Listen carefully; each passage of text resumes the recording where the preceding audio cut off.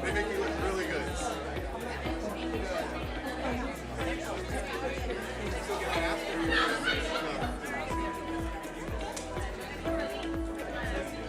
I'm not asking.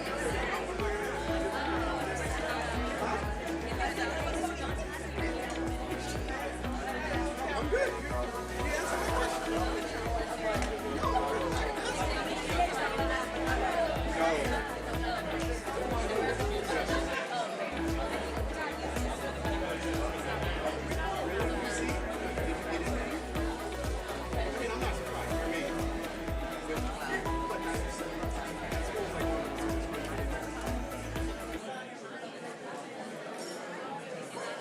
Have you been there?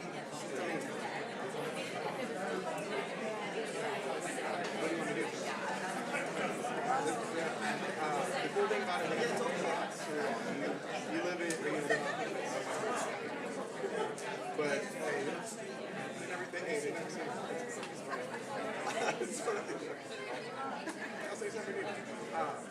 So I grew up in San Bernardino.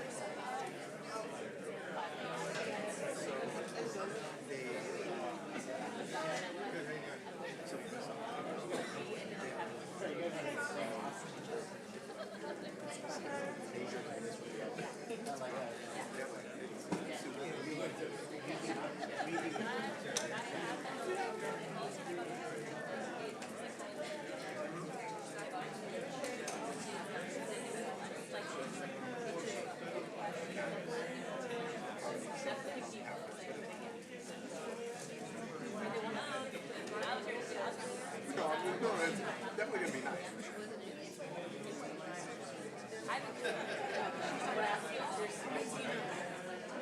Do they have the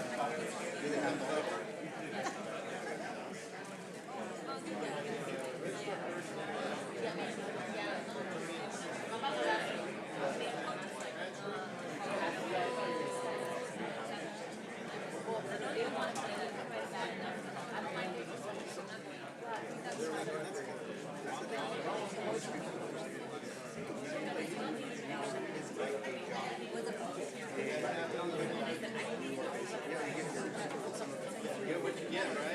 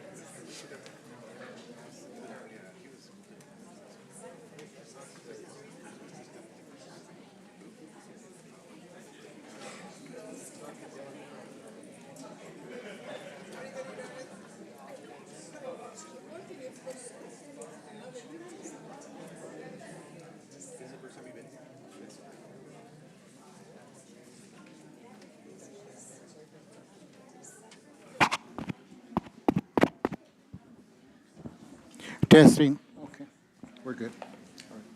All right.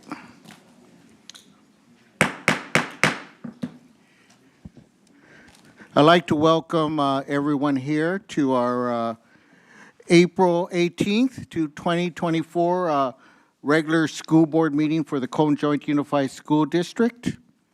And hopefully everybody's having a really good day.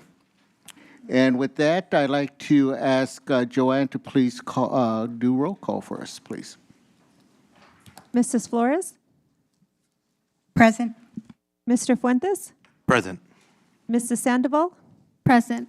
Ms. Doreen Ojeda? Present. Mr. Flores? Mrs. Haro? Present. Mr. Ibarra? Present. Thank you, Joanne. And I'd like to take this opportunity to invite everyone that's here on April 24th at this location. We will be having our community cabinet, and it's going to start at 10 a.m. And if anyone wants any additional information, I believe we'll have some information posted throughout the meeting. So. And there it is right there. So, so if anybody is interested, please join us because you'll find it really enlightening. Thank you. With that, I'd like to please ask everyone to rise so we could honor our flag. And if you could lead us in the flag salute, Joanne. Put your right hand over your heart. I pledge allegiance to the flag of the United States of America and to the republic for which it stands, one nation, under God, indivisible, with liberty and justice for all. Thank you, Joanne.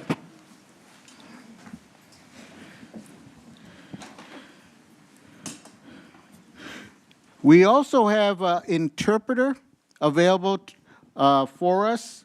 Ms. Cynthia Bueno, if you could please come forth.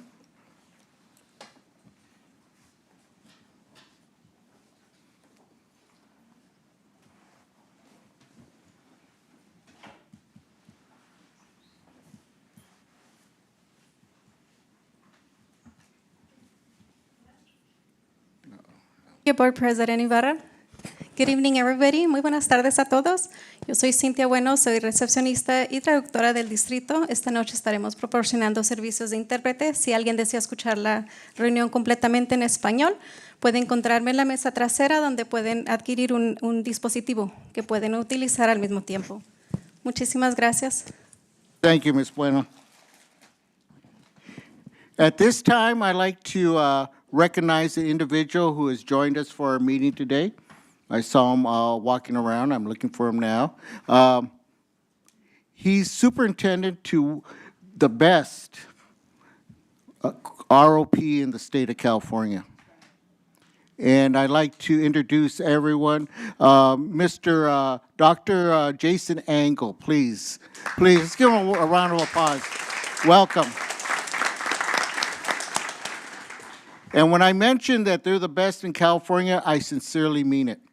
Because if you take a look at all the numbers, all the students who have benefited from the ROP here in the Conjoint Unified School District, you'll see that many of our students have graduated with professions that took them immediately to jobs. And I could just name numerous individuals that I know personally that are doing excellent, and all from our district. So just want to say thank you to Dr. Angle and to his group there at CRIROP. So thank you for that. Okay, let's go ahead and move right into our items 1.3, which is the adoption of April 18th, 2024 agenda. And I'd like to ask for a motion for approval with the amended closed session items, 10.4, personnel public employee, appointment, discipline, dismissal, and release, addition of 1 classified coach, head varsity basketball, girls, addition of 1 certificated coach, head varsity football, boys. So at this point, I would entertain a motion for approval, please. I'll move. Okay, thank you. I'll second. Thank you. So I have a motion by Mr. Iswell Fuentes and second by Mrs. Pat Haro. Oh, that was, oh, sorry. I'm hearing things today. Okay, Bertha Flores. Okay, thank you. And are there any questions relative to this item? If not, let's go for the vote. All those in favor of the amendment indicate by stating aye. Aye. Anybody oppose? Anybody abstain? At this time, we do have 7-0, so it does pass on a 7-0 vote.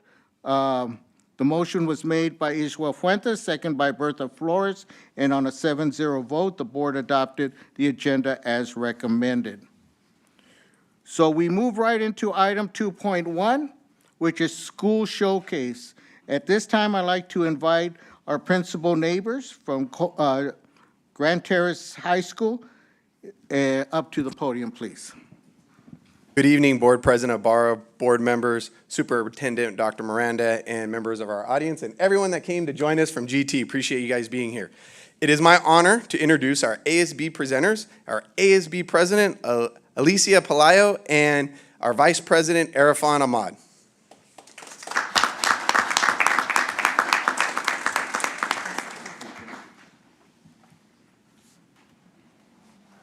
Good evening, Board President Frank Ibarra, board members, Superintendent Dr. Miranda, and members of the audience.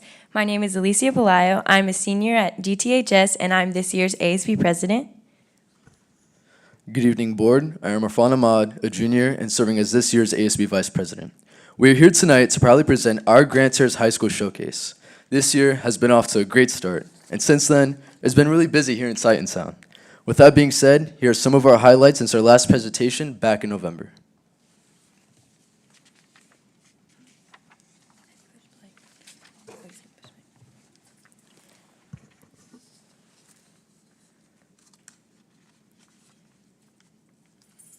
We're going to begin with academics. On Monday, January 29th, we welcome the GTHS class of 2028 and their parents for incoming freshman night in our gym. After a performance by our Legacy Regiment Band and Color Guard and brief introduction of administration and directors, students were able to meet with elective teachers, pathway leads and students, counselors, athletes and coaches, as well as meet our principal, Mr. Neighbors, and spin a wheel for prizes. On January 30th and February 1st, Link Crew organized and hosted campus visits for the GTHS class of 2028 Terrace Hills Middle School students. Link Crew gave campus tours and students visited various elective programs all over campus. ASB hosted a mini rally for the visiting 8th graders in our gym. Our rally included a band and cheer performance as well as games. The students had a great time. On February 22nd, GTHS recognized hundreds of freshmen, sophomore, junior, and senior students at our Spring Academic Awards ceremonies. Students were recognized for academic achievements such as GPA improvement, honor roll, principal's honor roll, and Titan Aces. Our top 20 juniors were also announced. Award recipients were cheered on by family and peers. Following the ceremony, families were encouraged to take photos and celebrate with their Titan scholars. Now highlighting our pathways and programs. On November 29th to December 1st, our drama department, under the direction of Mrs. Guadagnoli, put on their fall play. This year, our Thespian Titans performed Little Women. On December 8th, our choir program, led by Mrs. De Leon, hosted their annual choir concert in our theater. We looked forward to this holiday event every year. On January 26th, our Care Pathway students hosted a blood drive in our gym. It was a great opportunity for our students to get hands-on learning experience while saving lives via blood donations. On March 14th, our choir department hosted a staff lip sync battle. Choir students assembled into groups and sought out Titan staff members to teach dances and lip sync routines. It was a lot of fun, and they're reminded that we have a lot of talented teachers on our campus.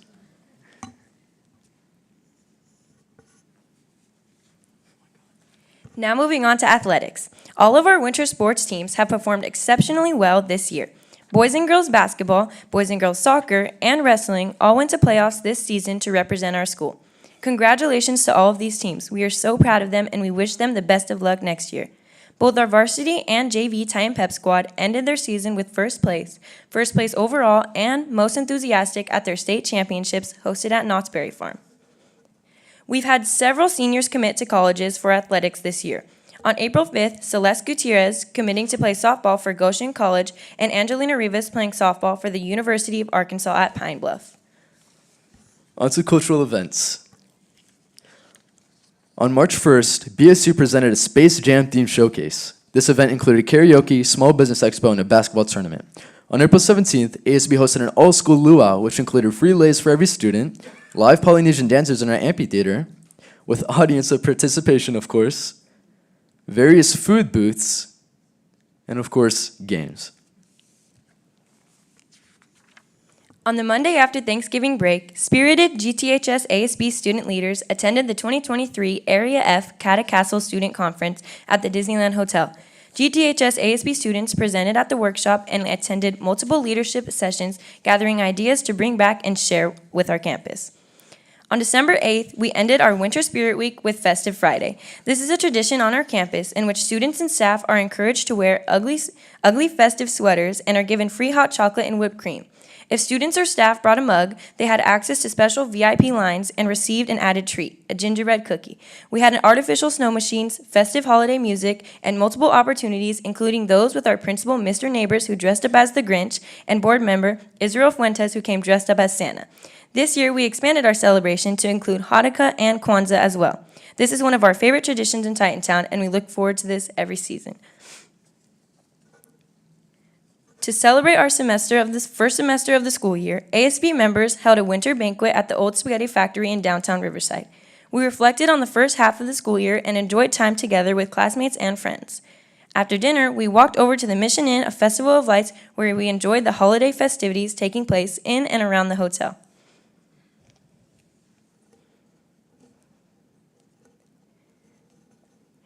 Graduation is quickly approaching. On January 10th, our senior class took their traditional senior panoramic picture in our football field. As of today, there are only 26 school days left of our senior class until graduation. On January 12th, High School Nation visited our campus in collaboration with Dunkin' Donuts. They provided every student and staff member on our campus with a free sample of their newest strawberry dragon fruit refresher and a $5 gift card. It was a great way to welcome our students and staff back to second semester. On January 17th, members of the Army Band visited GTHS to perform during both lunches. They played music and had singers. One of our GTHS seniors, Tony Reles, was sworn into the Army via a special commitment ceremony on stage. On February 9th, our campus held our Hunger Games-themed winter sports rally. ASB members dressed up as iconic characters from the franchise, announced our winter court members, recognized our winter sports teams, and held class competition rally games. Cheer performed, and our marquee dance team closed out the rally with an exciting performance. On February 10th, we held our masquerade-themed winter formal at the Victoria Country Club in Riverside. Students enjoyed an ice cream sundae bar, cookies, a photo booth, and a night of dancing. The dance floor was packed the entire night. Our winter formal king and queen were also announced at the dance. ASB hosted a special Valentine's Day lunch on the lawn. Key Club hosted a marriage booth, and ASB grams were sold, and lawn games were also played. On Friday, April 12th, ASB hosted our annual Powder Puff game in our stadium. In the first bracket, the freshmen played the juniors, while the sophomores played the seniors. The junior class ended up taking the victory over the seniors and celebrated with confetti poppers, as well as receiving a personalized Powder Puff Champion trophy. On to community and district-wide activities. On December 30th, GTHS ASB, AVID, and National Honor Society had a joint booth at the annual City of Grand Terrace tree lighting ceremony. We had artificial snow machines, holiday character cutouts, and ornament-making stations. Our cheer team performed the holiday routine, and our Legacy Regiment Band and Color Guard played holiday songs and drew in the crowd. It was a lot of fun and a memorable night for all. On January 20th, Grand Terrace High School hosted the CJUSD Science and Engineering Fair for our first time. Science Fair finalists from school sites across the district gathered on our campus to showcase their experience in our cafeteria and participate in science project interviews. In addition to the science fair, a community STEAM expo was held in our gym, which featured many hands-on activities and experience for kids, pathways and demonstrations from each high school, and industry booths from our local cities and communities. ASB provided free cotton candy and popcorn to snack on, as our district provided free tacos for all science fair participants and visitors. Bloomington High School's Folklorico dance group performed during lunch in our amphitheater. It was a fun and educational event. A few days later, Grand Terrace High School also hosted the CJUSD Science and Engineer Fair Awards in our theater. Gold, silver, and bronze science fair winners from all school sites across the district were recognized. GTHS students Danea Figueroa and Priscilla Munoz went on to compete at the county level, where they placed first place in their division and will advance on to the national competition.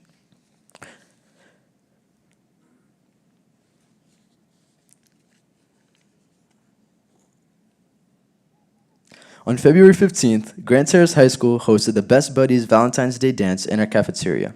Special ed students from across the district gathered for a day of fun that included photo opportunities, coloring, food, and of course, dancing. GTHS teacher Adrian Mirandin was a DJ at the event. Our Best Buddies Club and ASB students had fun socializing and dancing with all of our attendees. On February 27th, Grand Terrace High School ASB hosted the district's annual Double APAC movie night in our gym. This year's movie was Disney's The Princess and the Frog. The event featured concessions such as pizza, candy, popcorn, and cotton candy, a visit from Tiana, face painting, stickers, free crowns, and light-up LED crowns. The movie was shown on a large 33-foot inflatable screen in our gym. We had a great turnout. The next night, on February 28th, Grand Terrace High School hosted the CJUSD APAC Awards in our theater. ASB made decorations for the event, and all attendees are provided with free snacks from the district. Awards were given out to students from all school sites and grade levels in the district. It was a great event, recognizing the achievements of our students. And finally, we are proud to announce that since our last board presentation, GTHS has been recognized as a California Distinguished School.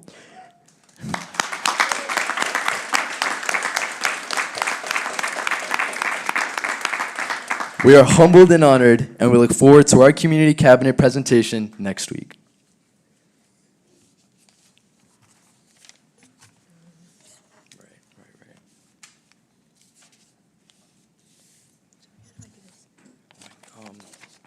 Can you click out of this? Sorry.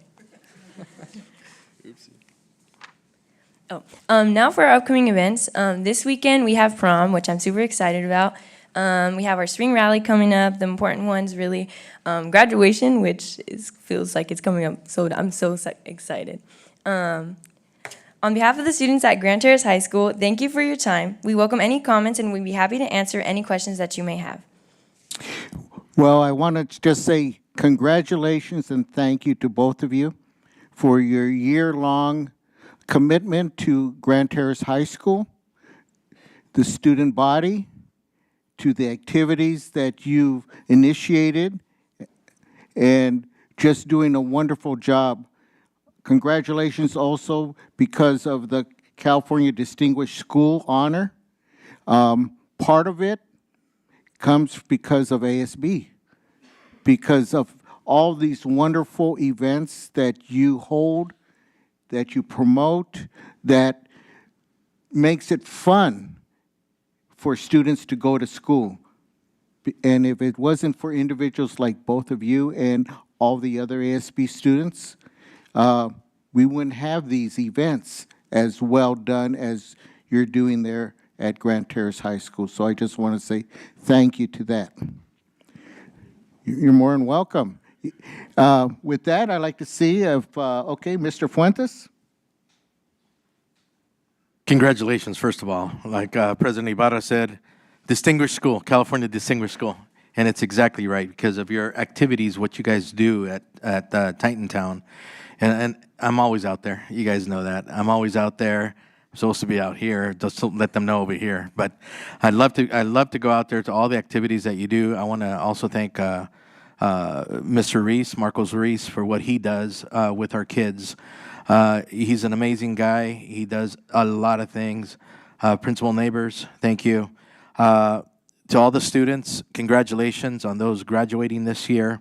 And congratulations to the whole school, the staff, everyone for, again, California Distinguished School. And thank you for this presentation. It's always exciting to see the activities that are going on, the foods that you guys do, the dances that you guys do. It's fun. And I know Titantown is fun, fun, fun. Have a great one. Thank you. Thank you, Israel. Bertha. Yeah, thank you for the great presentation and for keeping us updated on all your events and the upcoming events. And the celebration continues as you have been a distinguished school. There is another celebration coming up. Mayor Bill Hussey from Grand Terrace has invited us, to the Grand Terrace City Council meeting Tuesday at 6 o'clock, next Tuesday, to also recognize you. The community is very, very proud of you, and they want to show how proud they are by inviting us and acknowledging us. So I'm looking forward to seeing you there. Thank you, Bertha. Any other board members? Yes, Dan, please. Again, great presentation, lots of fun activities. I just wanted to highlight and particularly say thank you for the Best Buddies sponsored dance. That was an amazing, I'll be honest, I don't think we've had that I'm aware of, district-wide certainly, but it is awesome to see that we are having an event that's very inclusive and taking into consideration our special education students who sometimes, for various reasons, may not be able to go to a traditional dance because of the noise, the lights, and so you could tell just in the brief videos how everything was sort of designed in such a way to be very inclusive and thoughtful of them. That's incredible. I think that's absolutely incredible. So thank you for that. Thank you for thinking them. Obviously, anything we can do to support that going forward and continuing to have that opportunity for our special education students.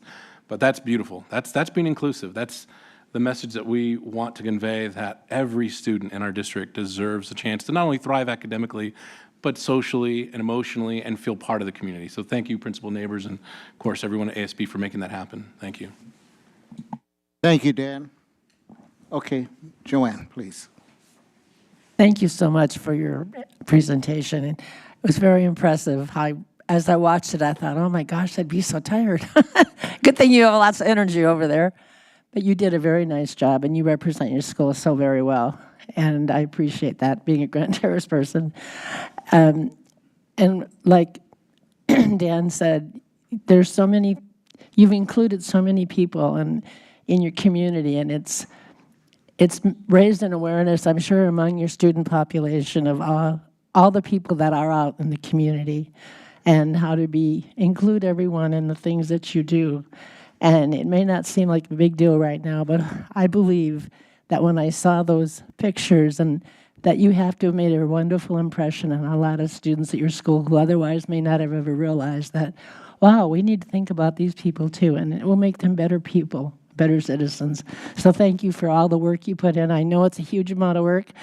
Thank you, Mr. Ruiz. I know where a lot of the work comes from, but you've done an amazing and outstanding job. And I wish you very well. And we'll see you at with a lot of other activities, but at graduation especially. So thank you for tonight. Thank you, Joanne. And just one last word. I'd like to thank Mr. Neighbors, all those that are here from Grand Terrace High School staff, administration, of course, the students in the community, because of a wonderful year. You can't end a year better than being a California Distinguished School. So once again, let's give them a round of applause because I think that's a great highlight. And if I could have both student representatives come across so we could shake your hand, please.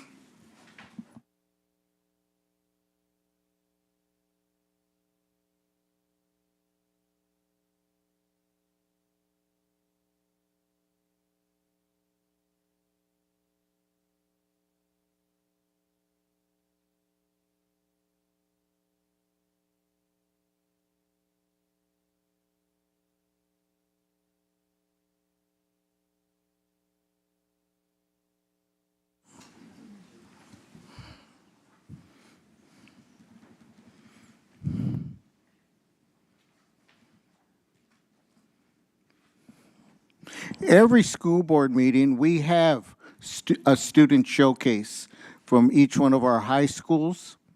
And it gives us an opportunity to be updated, but also get to see all the wonderful work that our students learn to do on campus. And I say learn to do because it's a process.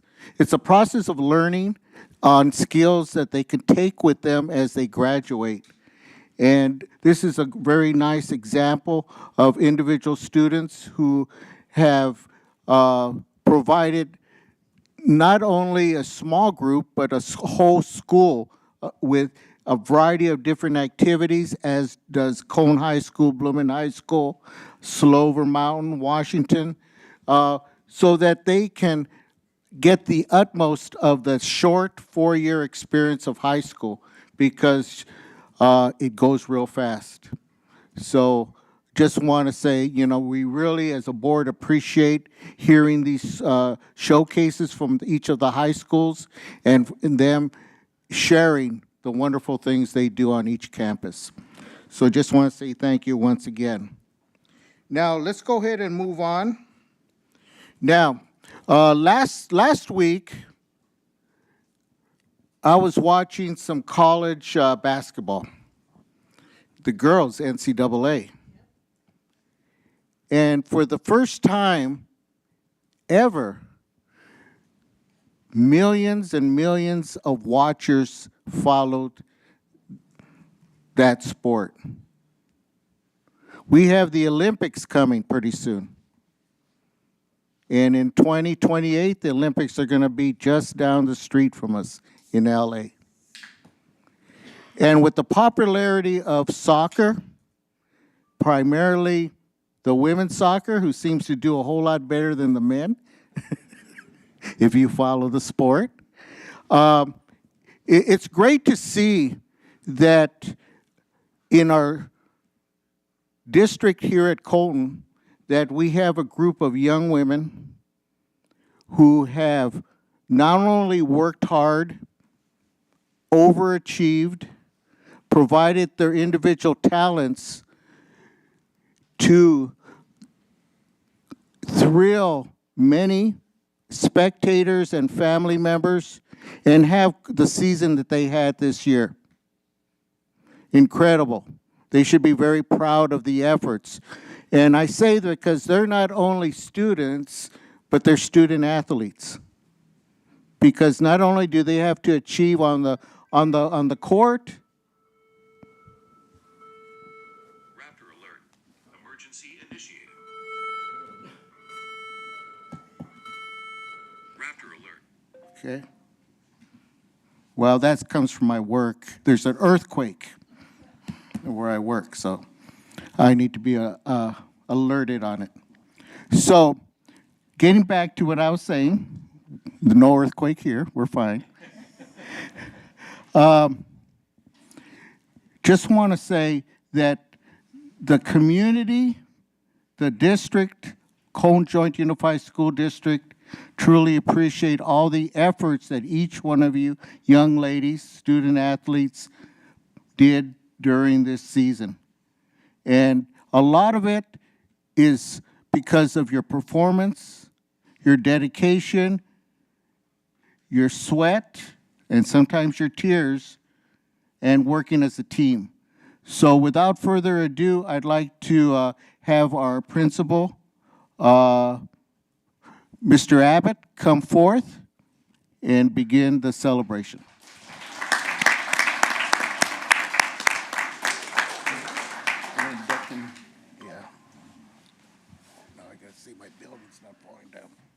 Evening, Board President Ibarra, members of the board, Superintendent Dr. Miranda, Executive Cabinet, members of the audience, families of our Yellow Jacket students here tonight. I'd like to read a brief narrative inspired by our athletic director, Coach Ray, who wishes he could be there this evening. So I'm going to go ahead and just read what he put out here for our Yellow Jackets, for those of you that weren't able to see them in action.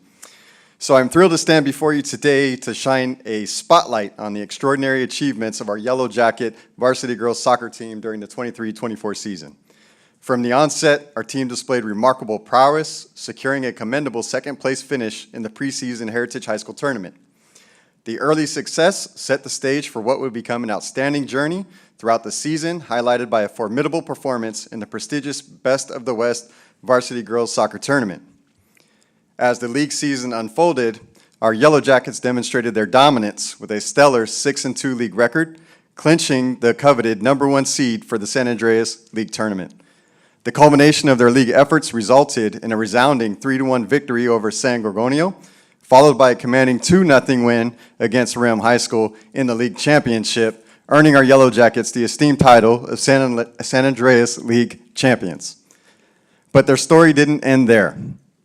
With their sights set on greater heights, our team earned the #4 overall seed in Division 6 for the CIF playoffs. With their sheer grit and determination, they secured exhilarating victories over Gabriela High School and Liberty High School, propelling them to the semifinals. Though they encountered a formidable opponent in Diamond Ranch and narrowly fell short with a 2-1 loss, their journey to the semifinals spoke volumes about their caliber of their program. This season was not merely about victories on the field. It was a testament to their resilience, sacrifice, and unwavering commitment exhibited by each member of our girls' soccer team. Their dedication, coupled with the exceptional leadership of Coach Manny Flores and his assistant coaches, propelled them to unprecedented success. We are extremely proud to extend our heartfelt congratulations to our girls' soccer team for their remarkable achievements. Your hard work and dedication have not only brought honor to Colton High School, but have also garnered recognition from the CIF Southern Section and the wider soccer community. As we celebrate this remarkable season, let us look ahead with anticipation and excitement for the future successes that undoubtedly lie ahead for our girls' soccer program and your future endeavors. Congratulations on a truly extraordinary season, and may your passion for the game continue to fuel your success in the seasons to come. Thank you.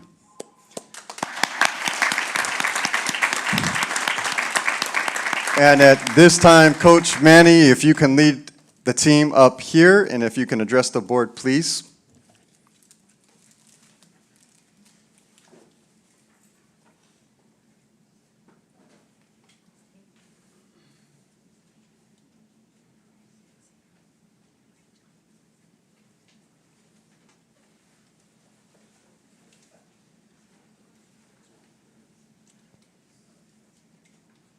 First of all, thank you, board, for having us here. Dr. Miranda, actually some of my former teacher. I wasn't told I was going to give a speech here, so I wasn't prepared with the speech, but but first of all, thank you for honoring these girls, because obviously this is what they need, the recognition, because they work hard day in, day out. Like I said, this success is no accident, and they've put the time, the effort, the work. My seniors, 4 years into this, since they were playing when they were 5 years old, so shows a lot of the time and effort that they have, especially handling the grade GPA 3.0 and above, because we don't want the minimums. So again, first of all, I want to thank you for that. Girls, I want to thank them for their hard work and dedication this whole season and prior seasons. Family that's out here to support too. So it's just an honor to be recognized, because these girls do so much, and I know that they're sometimes it's like another win or another win, but I want to thank them for everything that they do for us as well. This is the first year that our team has made the CIF semifinals in school history. We did not know that till recently. We've made playoffs here and there, but we've never made it this far to CIF semifinals. And unfortunately, like I said, we fell short 2-1 to a team that ended up winning CIF and regionals and state. So we were that close. But first time it's that school history right there being made. League champions, that's something to be proud of. I know the girls don't know these awards yet, but we have a league MVP amongst us right here. We have 6 girls standing here that have first team all league. We have 3 girls that made first team all CIF. We have 2 girls that made second team all CIF. So we have 5 girls here that made basically first or second all CIF, and then altogether 7 girls that made all league first team. So this is something that they need to be proud, because this is the first ever for Colton High girls soccer. So again, thank you, girls.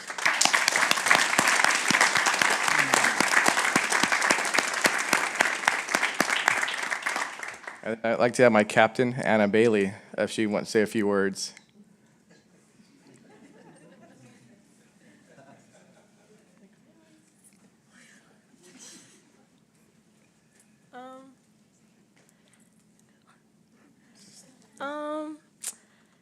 This team, I would say, is different.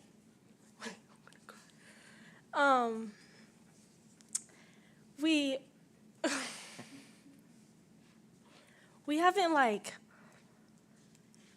when you're playing a sport, you have to grow together as a team, not only on the field but off of the field.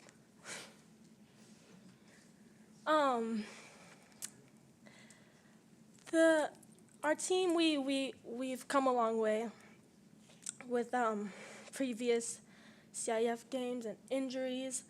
Last year, we didn't make it that far, but we had to one-up it. But this team is really special, and I was really thankful to be a part of it and to be able to experience it.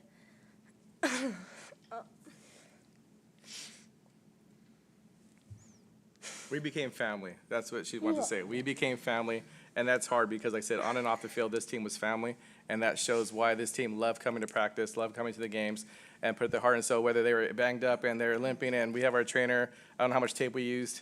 Had to do ice, but I mean, this is family. They all sacrificed themselves for their family, and this is why we came this far. So, thank you. Yeah. Thank you, thank you. Yeah, one of the things I like to mention is that I know that when you have an adventure like this season, there's always that person behind that always is there to provide support. I was fortunate to have a son who played on the CIF championship team for Colton Joint Unified, Colton High School.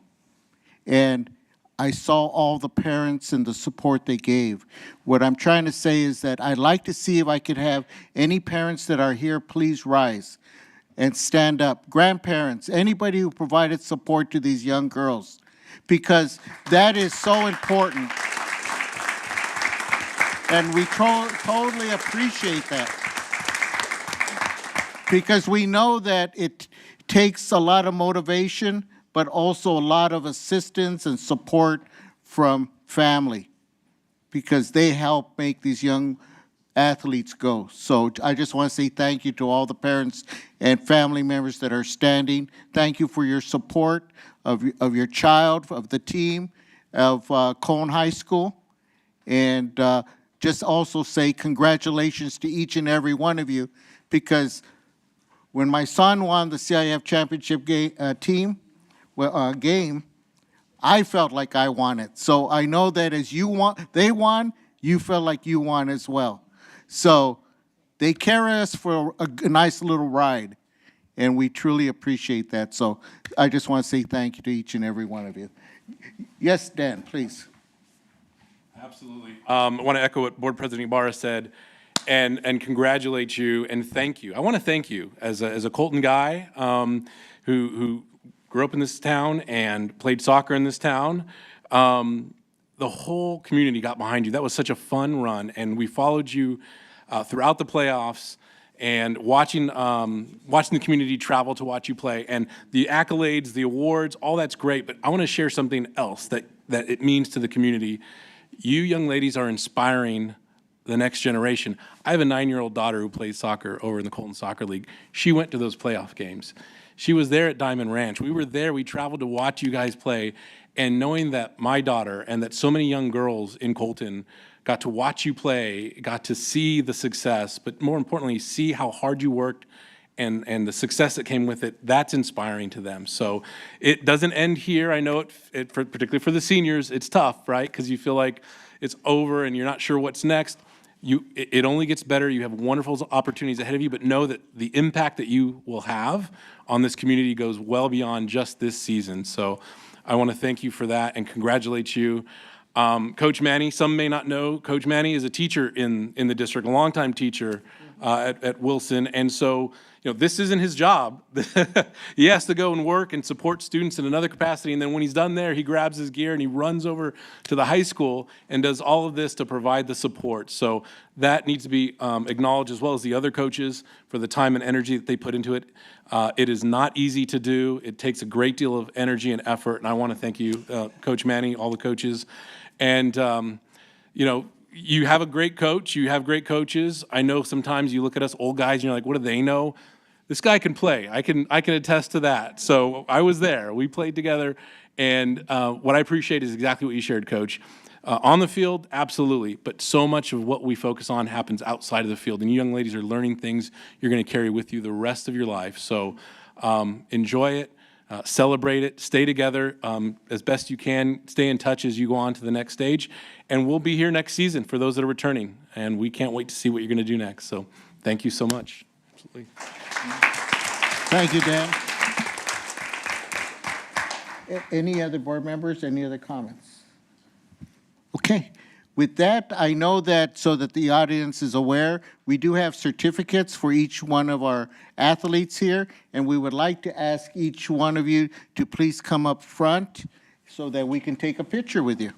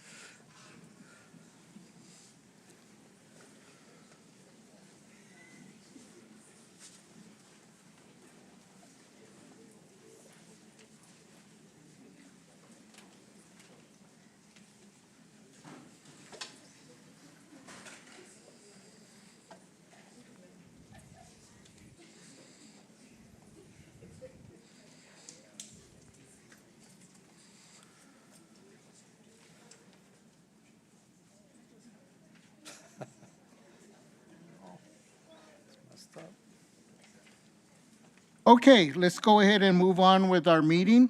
We're at item 3.2, which is the recognition of adult education graduates. At this point, I'd like to invite our Assistant Superintendent, Dr. Ortiz, to the podium, please. Good evening, Board President Ibarra, board members, and Dr. Miranda. It's a pleasure to be here tonight to join in the celebration and recognition of students and success.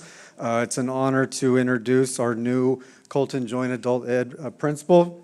New, I say new, she's been here for 9 months, but she's done some amazing things fiscally, instructionally, for safety at our adult ed campus. And I'm just going to turn the mic over to her, and she's going to want to recognize a few of our adult ed students. Thank you.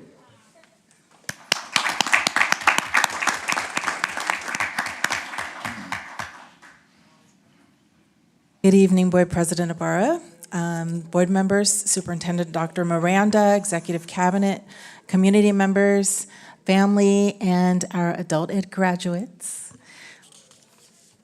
My name's Angela Hatter. I'm principal of CJUSD Adult Education, and I'm very excited to be here today to celebrate the accomplishments of our CJ students.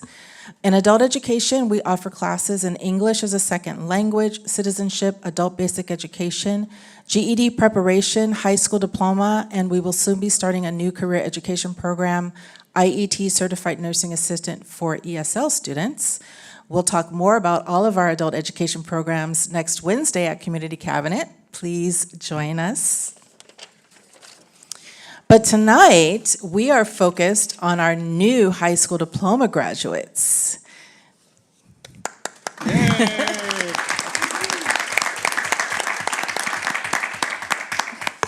Since November 2023, we have helped 20 of our students earn their high school diplomas. Many of our graduates a few of our graduates are here tonight. And since adult education is year-round, we have graduates almost every month. But we typically have one graduation ceremony in fall. In past years, some graduates have had to wait a year and a half to celebrate their major accomplishment. And some graduates just get so busy with work, career, and family that they end up skipping the graduation celebration altogether.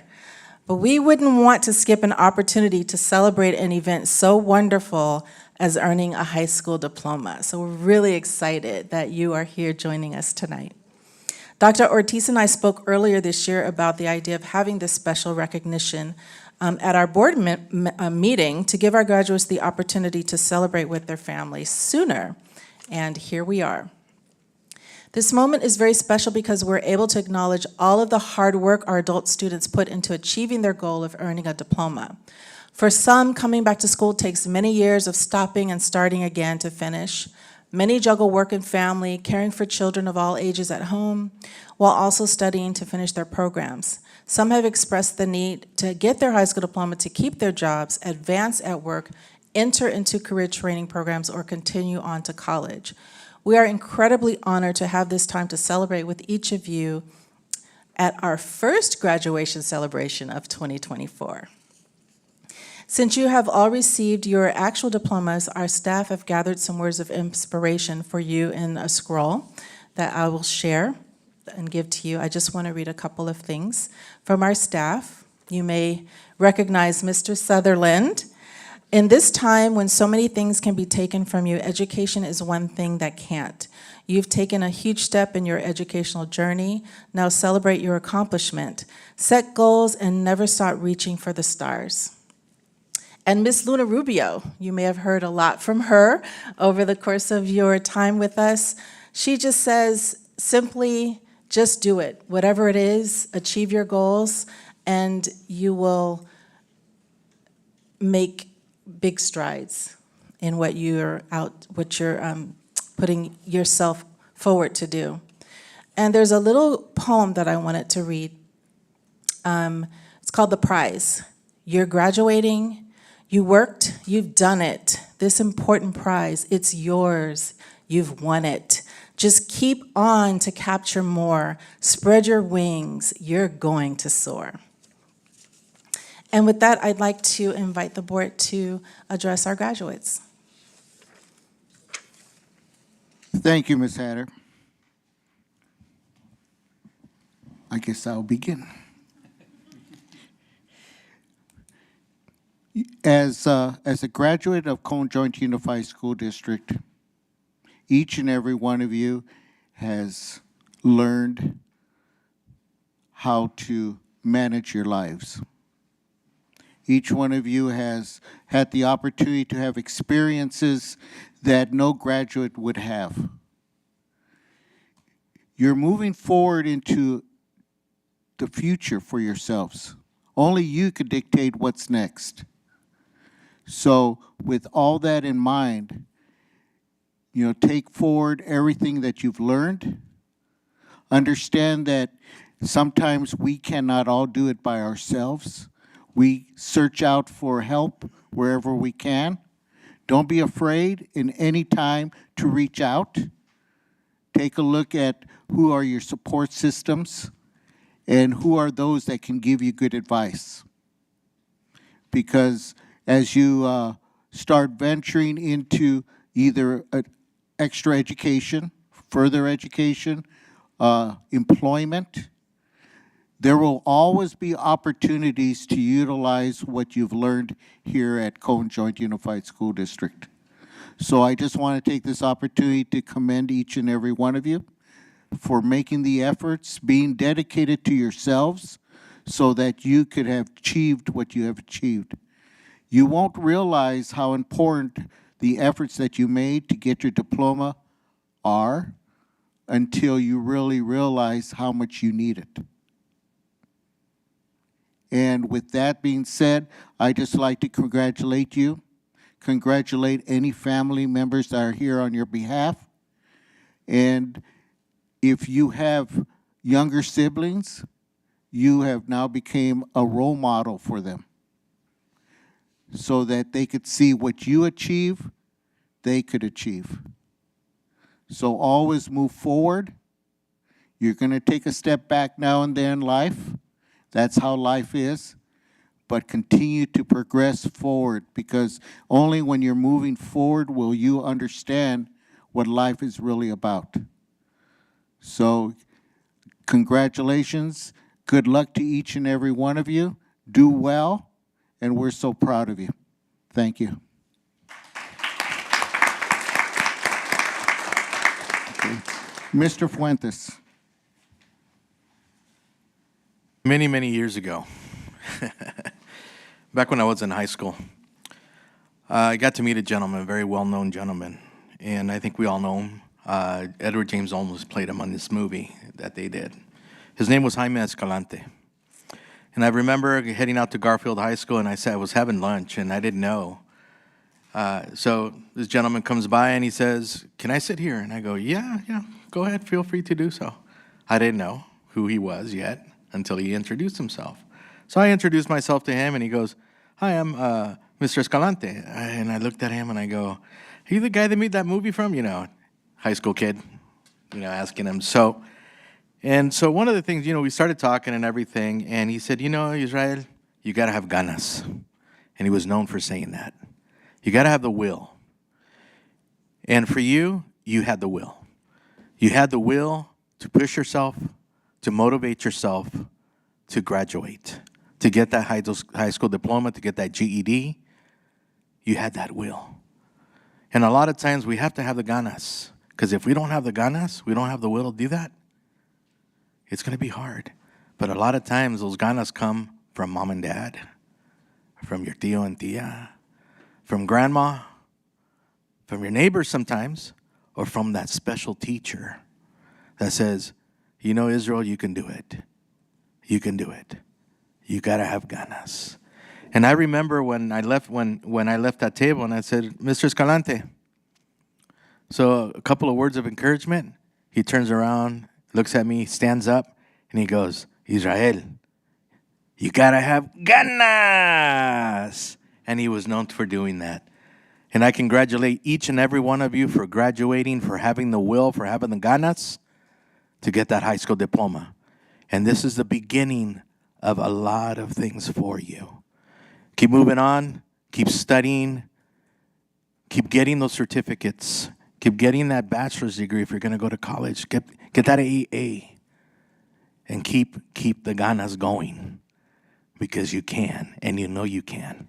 Keep motivating yourself, because no one else is going to do that. Congratulations. Okay. Bertha. It means so much to us to see you here with your cap and gown. We are so, so proud of you, and we're happy that you're here. And we join you in the celebration, and also we are your cheerleaders. Best of luck to you in anything you plan for your future, and always count on us, and always come back to us. Okay, thank you. Thank you, Bertha. Okay, Joanne. Congratulations. I have a story to tell you, too, why this night means so much to me, because I remember back many years ago. I'm older than most people here tonight. My mom grew up during the Great Depression, and when she was in high school, she couldn't stay in school, and she always felt terrible that she had to drop out of school, and never felt like she had done enough, and education was very important to her. When I was a teenager, Mom got sick and ended up not being able to work, and she decided, I am going to go back to school, and I'm going to get a high school diploma. And at the time, I thought, who'd want to go back to school? You know, when Mom went and I saw how hard she was working and how much it meant to her, what that did to my family and everyone in the community was like, wow, that is important. And the role model that she became for so many people, I didn't realize until I got older and more mature and didn't realize I didn't know everything. And that's what you've done in your community. You've let people know that getting an education is important. Not just that it's a high school diploma, but that learning is important. The more you know, the better decisions you can make for your future and others, and you can protect your community by knowing more and being more informed. You have no idea how proud we are when people go back to school, because we know that so often it's hard. You have jobs, you have this, you have that, you have family, and it's a real sacrifice oftentimes to do what you've done. But pat yourself on the back. You should be as proud of yourselves as we are of you. And this will pay huge dividends, some that you may not even see in your future, but you've made an impact on other people. And I congratulate you for that. And I thank you for doing that, because that's making our community in Colton better. Good luck to you. I wish you lots and lots of good years ahead. And kudos to all that you've done to get to where you are tonight. Congratulations.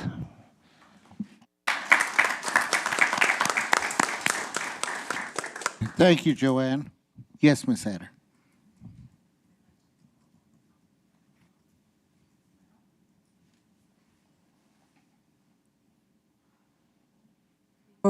Before we conclude, I would like to call the graduates to come up. Yes, please. Start here.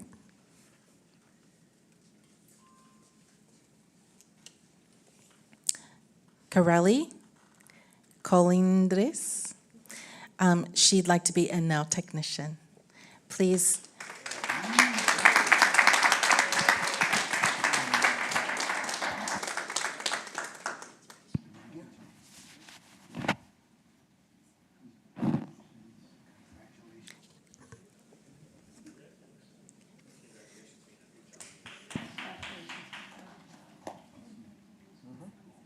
Give it up, Dad, Mom. Yeah. Corelli, please stand, please stay. Jorge Dominguez, his goal is to make it through boot camp and getting his culinary done.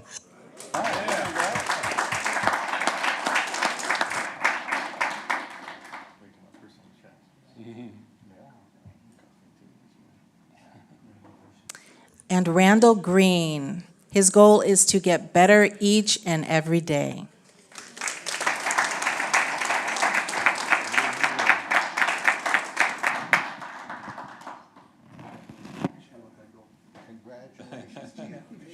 Great job, bud. Good job. You want to do photo? Okay. And while our graduates are still with us and still standing, now that you have all been recognized as graduates, please turn your tassels from right to left. Congratulations.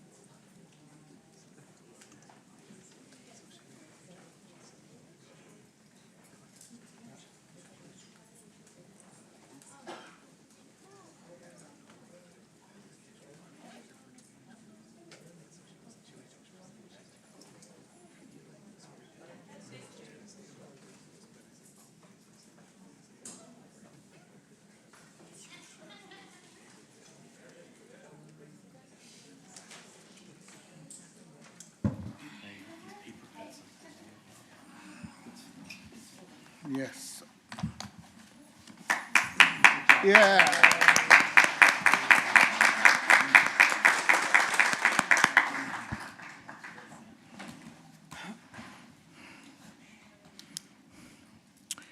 Okay, wonderful, wonderful, wonderful. Our first graduation of the year. Wow, there you go. Yes, yes. A little warm up before we actually really get going here. Okay, so let's go ahead and thank you, Ms. Hatter. Let's go ahead and move on to public comments 4.0. Board bylaws 9323 state that individual speakers shall be allowed 3 minutes to address the board on each agenda or non-agenda items. The board shall limit the total time for public input on each item to 15 minutes with board consent. The president may increase or decrease the time allowed for public presentation depending on the topic and the number of persons wishing to be heard. The president may take a poll of speakers for or against a particular issue and may be asked that additional persons speak only if they have something new to add.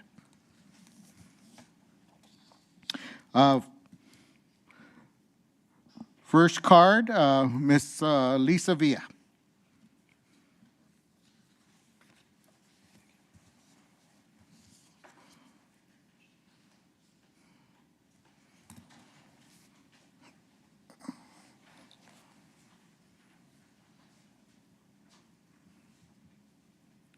Board President Ibarra, board members, Superintendent Dr. Miranda, and members of the audience. My name is Lisa Villa, and I reside in the city of Colton. Mr. Fuentes, yes, you have to have ganas. You're right. And Mr. Ibarra, you're exactly right. It's a proud time when your child is successful, and I'm glad you were able to enjoy your child's success. Unlike yourselves, I listen to what you say. The last time I was here, I stated I was going to throw in the towel because the leaders of this district don't listen to any concerns, complaints, or facts. You had just made yet another reckless decision that day, and you would think I'd be used to these senseless decisions that you make that negatively affect student success. I thought to myself, how can I be a hypocrite and not follow my own advice of never giving up and to keep pushing forward and to remember it'll all work out if they keep doing the right thing. Sorry to tell you that I will still be here to speak up because my community matters to me. And my pride is not more important than the success of my Colton community. On another note, recently the Colton Middle School staff was invited for a meeting for their input for what we would like to see in the future principal that will be coming to the next Colton Middle School for the next upcoming school year. I am blown away that our current principal will not be there this coming school year, and it seems strange that all of the middle school principals won't be at their prospective sites either. The fact that we will not have the same principal next year is really another reason myself and others will possibly be retiring.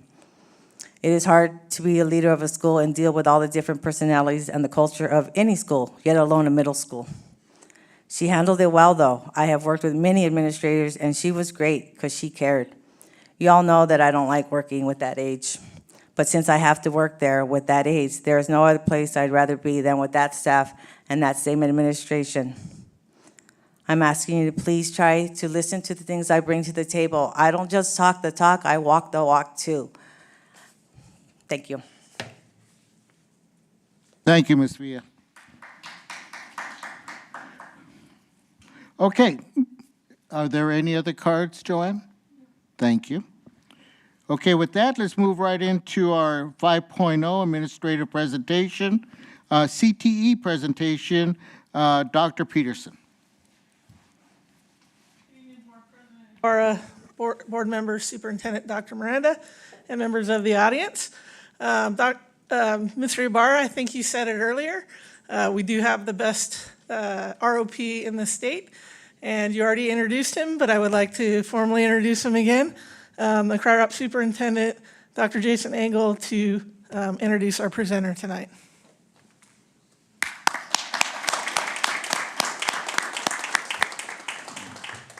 All right, good evening, President Ibarra, members of the board, Superintendent Miranda. I do want to thank you for giving us the opportunity to share tonight. We're excited to be here. As you know, CRIROP has partnered with the district for over 50 years to serve the career technical education needs of the students in Bloomington, Colton, and Grand Terrace. And while I appreciate the words of the good work we're doing, it has to be emphasized that the work we do does not occur in a vacuum. All right, it only happens because we enjoy an exceptional relationship with this district and the support we receive in doing the work that we do.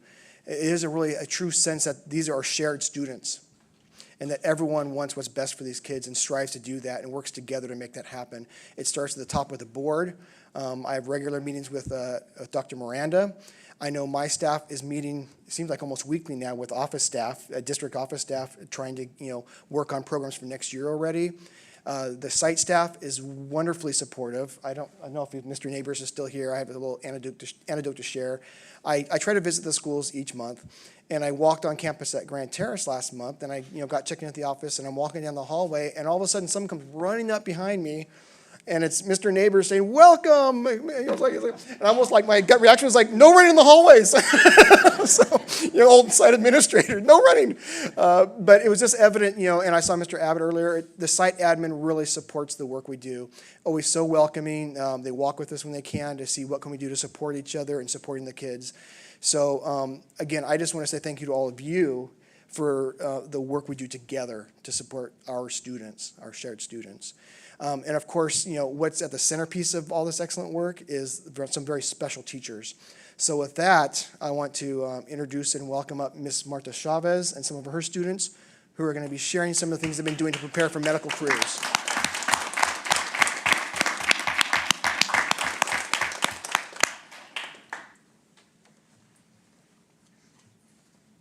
Good evening. I just want to say thank you so much for having us here today. We are really happy here to talk about our pathway. It's clinical medical assistant, and at Grand Terrace High School, it's 3 years that we spent together. We become a family, we get to know each other, we work together really well. Here I have students from every year that we have together. They all know each other, they all work together, they all get along, they all understand how working with each other, it makes a difference. So I don't want to do all the talking. I want to let the kids, our students, do the talking here. So I will have them introduce themselves as we go along with each section, starting with Clinical Medical Assistant 1. Thank you. Go ahead.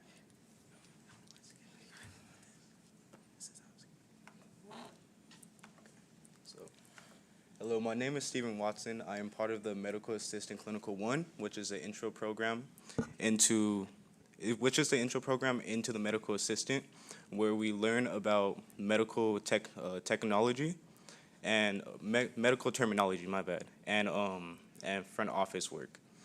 So with medical terminology, we learn the medical terms such as the skeletal muscular system, the urinary tract system, and the reproductive system. And with the front office work, we learn about medical records such as appointment booking and prior and recent visits to the hospital or clinicals.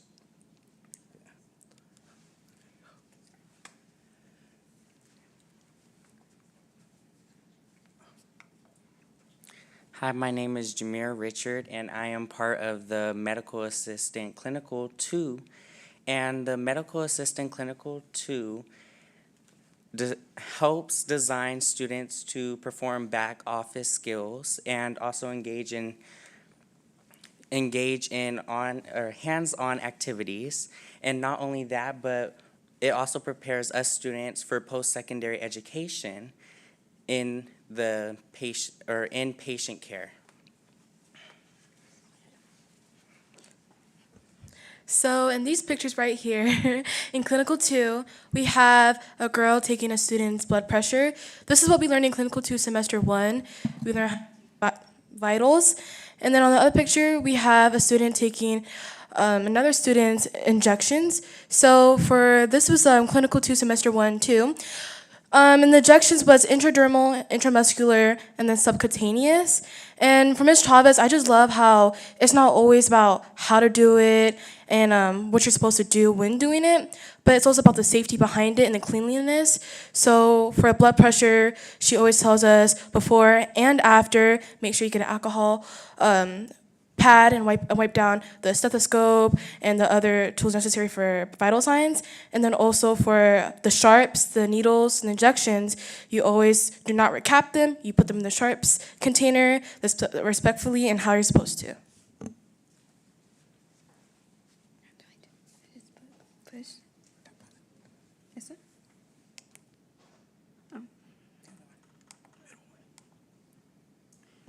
Good evening, good evening, guests. I present myself, Leslie Enciso. I'm in Medical Assistant 2 and 3. Medical Assistant 3 is the capstone course of the Medical Assistant program. We mostly do hands-on skills. The Medical Assistant 2, the beginning of the year of Medical Assistant 3, we start to remember all the skills that we started back in Medical Assistant 2 and try to remember them, how we're supposed to properly do the skills. Because like I said, in the Medical Assistant 3, it's either our choice to either do the internship and get our certificate. And it is designed to equip students with the medical assistant skills necessary for employment in a variety of medical settings. And as we see Ms. Chavez and the 2 medical assistant students, 3, they are doing respiration and 1 is doing compressions. For CPR.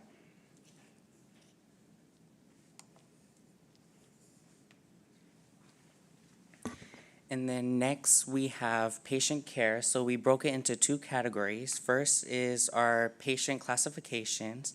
This includes our vital signs, patient profile, weight and height, and medical records, sorry. So for vital signs are important signs that healthcare professionals use to identify and monitor the human body and the patient's conditions. Every time we go to the doctor's office, vital signs are taken. This includes our pulse, respiration, blood pressure, temperature, and pain. Okay. On to weight and height. So this is very important when any health professional or anyone in the medical setting, I think we all can relate when we get called back into the back office and we take our shoes off and get on the scale for it determines our weight, and then we get on the other scale for the height. So Ms. Chavez, she teaches us how to do it. She makes sure that we're not only doing it right, but we're making sure that we have our friends, our peers, that it's on their appropriate weight, it's on their appropriate height. We're making sure that they're not taller or they're not shorter, it's their actual height. They're not bigger, they're not smaller, it's their actual weight.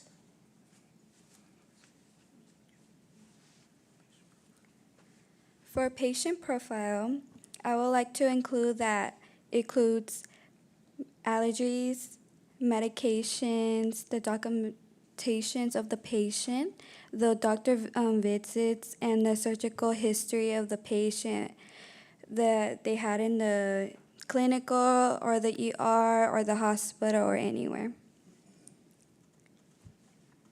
I also like to mention that for Medical Assistant 3, you also get to wear your scrubs. That's good. On this one, it is the medical records, which is the documents kept inside of either clinicals or hospitals that has prior visits or present visits where they were seen in, let's say, the x-rays or for prior and previous lab works. It also is showing if they have any allergies to medication and allergies to anything else that we should know of or the doctor should know of when coming into for a visit. And our next category is important values. So this includes our services, empathy, and responsibility. So for services, healthcare professionals' duty is to prevent pathogens or bloodborne pathogens from spreading, maintaining patient care, and treating the patient's medical conditions, and also provide patient education. for empathy, it's always to show the patients that we do care and that we always have their best feelings in mind, but not to overstep boundaries. Keep personal life in a personal space and workspace in another space. But to always show, with empathy, to always show that we do care for their well-being overall. Next is responsibility. This is a big one because as a nurse, a doctor, a physician assistant, or a CMA, you have to make sure that you're on top of your work.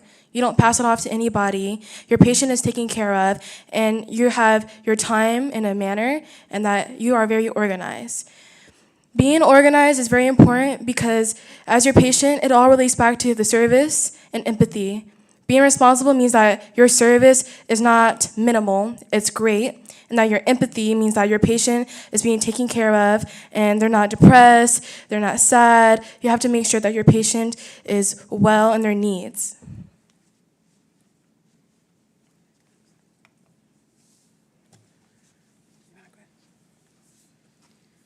So on the left side pictures on the two, we see one student is doing compressions and one is doing respiration.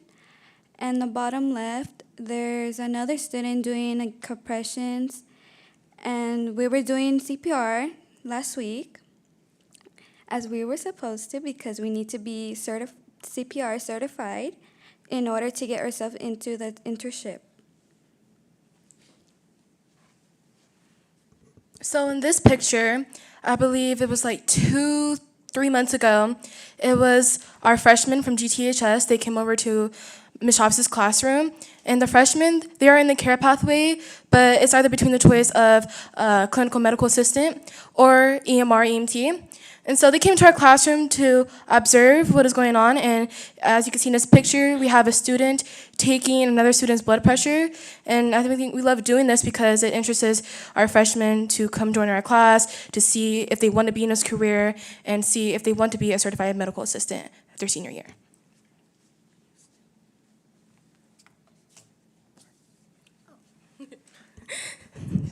Okay, so in this picture, this was when the middle schoolers were in our classroom. So as you can see, we have a student taking their weight and height. And this is very important because a doctor, he needs to know that the weight and height is accurate, because illnesses and diseases, if not taken correctly, that can affect the metabolism rate. So this is very important to do, and I think our middle schoolers had fun because they like to see all the care pathways and classes when thinking about joining our GTHS pathways. Inside of the second picture in the middle, you can see that we are teaching the middle schoolers how to properly take off gloves that have bodily fluids on it, which we use shaving cream to resemble the bodily fluids. The reason why we're teaching them this is so they don't get infected by diseases, so they know how to properly handle those type of things.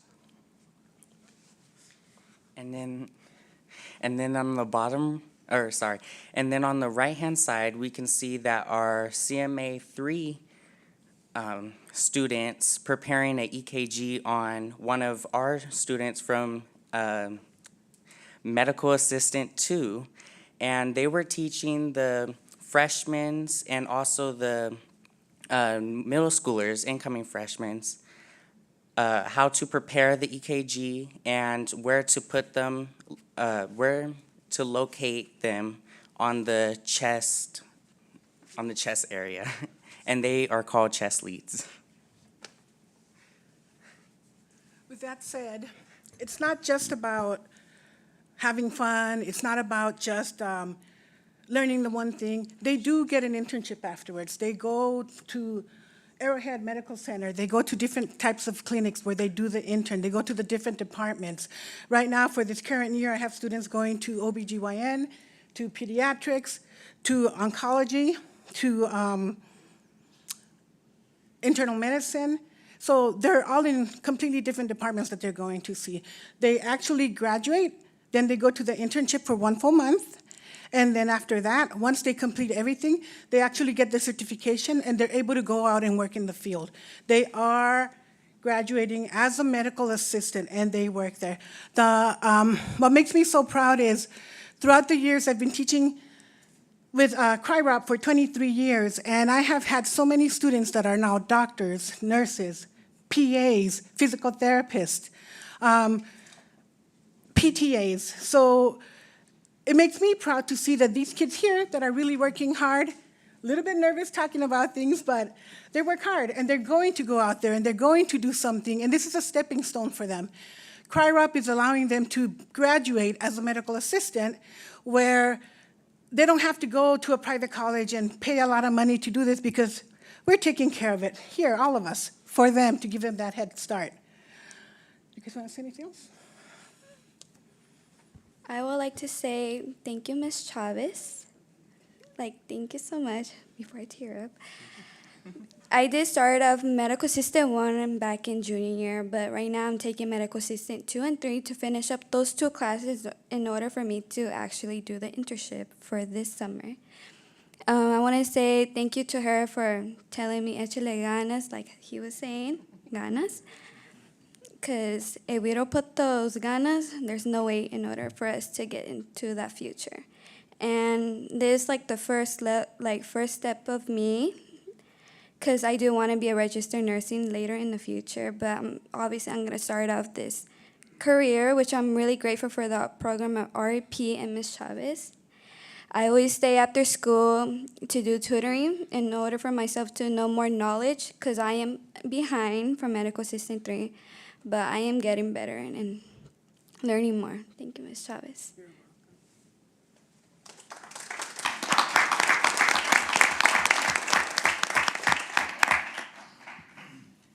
I forgot, my name is Kayla Willis, by the way. I just want to say thank you to Ms. Chavez. This is my 2nd year. I'm a junior, and I think from THMS middle school and also being a freshman, I didn't really know what I wanted to do. I didn't even think about joining a pathway at GTHS. I was just thinking about getting my classes out of the way and just being done with high school. But when I joined Clinical Medical Assistant 1, I loved it. I didn't think about dropping out. I didn't think about joining another care pathway. I really love Ms. Chavez. She teaches us everything. I made a lot of friends. I learned a lot of stuff. And I think I'm ready when I graduate this year, later on this year, well, next year, when I graduate. I think that I am ready to start my career as an MA while going to school for a bachelor's in registered nursing. And I also want to say that Ms. Chavez, I feel like she has made me an extrovert, because I really didn't care earlier on, freshman year, of outside of school, going to clubs, participating in events, parties, going to medical expos. I didn't really have a care for that, but I just went to one because she told me to. And I really loved it. I feel like I met a lot of people, I met a lot of connections. I feel like talking to strangers, to parents, to other kids, to workers here at the school, it really opened me up to communicating. And I just really want to say thank you, Ms. Chavez, for that.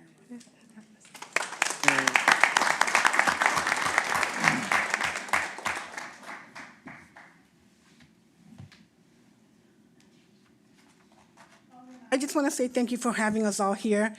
We really appreciate it, and love doing this. This is the most amazing thing, and for me, the most fun job I've ever had. So thank you. Can we talk you to staying longer? First of all, I want to say thank you to Mrs. Chavez and the medical students that are here today to share. Earlier in the meeting, I mentioned CRIROP and how it was a gateway to professional employment. This is a great example. Let me ask any one of your students here a quick question. In order to be successful as a medical student, what are the academic classes that you have to do well in? Academic classes to be a good medical practitioner. biology. biology, chemistry, math, all the sciences, math, and then 3. Let's see. Don't forget English communication. English communication. Thank you. And I asked that for a specific point because ROP classes encourage our students not only to do well in the pathway of their choice, but also to do well in their academic classes as well. So the value, and with Dr. Angle mentioning about the association between our district and CRIROP, I mean, it's invaluable. And I know that Pat and Israel, myself, those who have sat on the CRIROP board over the years have seen a lot of what has transpired just because of efforts of wonderful teachers like Ms. Chavez here and others. So I just want to commend each and every one of you. Excellent job. You're setting yourself up for a great future. And above and beyond my tenure here as a board member, I will always encourage Colon Joint Unified to have a great association with CRIROP. So are there any other? Yes, Pat, please. In my voice, I just want to thank the students for coming and speaking tonight on behalf of a great program. As my colleagues who are part of the CRIROP board, we're so proud of all of you. And we're, Ms. Chavez, we're very proud of you as well. 23 years of service to CRIROP. We are so dedicated, so thankful to you. I know you were not just in Colton, but in other districts as well, and you serviced many students. And I know how many lives you've touched because your students already, they haven't even left yet, and they're already thanking you. So they're very grateful. So thank you for 23 years, and enjoy your retirement, even though you will be missed terribly by our students, all the many students that you have taught. We are very grateful for the service that you've given to Colton Joint Unified School District. Thank you, Pat. Israel. Thank you, Ms. Chavez. Thank you, students, for a great presentation. Every time I walk into your class and I see Ms. Chavez, I see her smile. And even if she's wearing that mask, I could see the outline of the smile. And it was always fun to go into her class and to get poked by the students. Just kidding. But getting the pressure, my blood pressure taken, I was a scary one. But I appreciate every one of your students like I appreciate you, Ms. Chavez. Ms. Chavez, you will be missed. And like I said with the CRIROP meeting, you will be missed. You're an icon. You're an icon to these students. You've opened doors for thousands of students to become doctors, medical assistants, CNAs, RAs, PTAs, whatever they do in the medical field. Pharmacists even, I'm pretty sure. And you have 4 that are standing right there that are going to be future medical, and then we'll add that to the end of it. And congratulations to each and every one of you students for doing what you're doing, for echándole ganas, because you have the will to do that.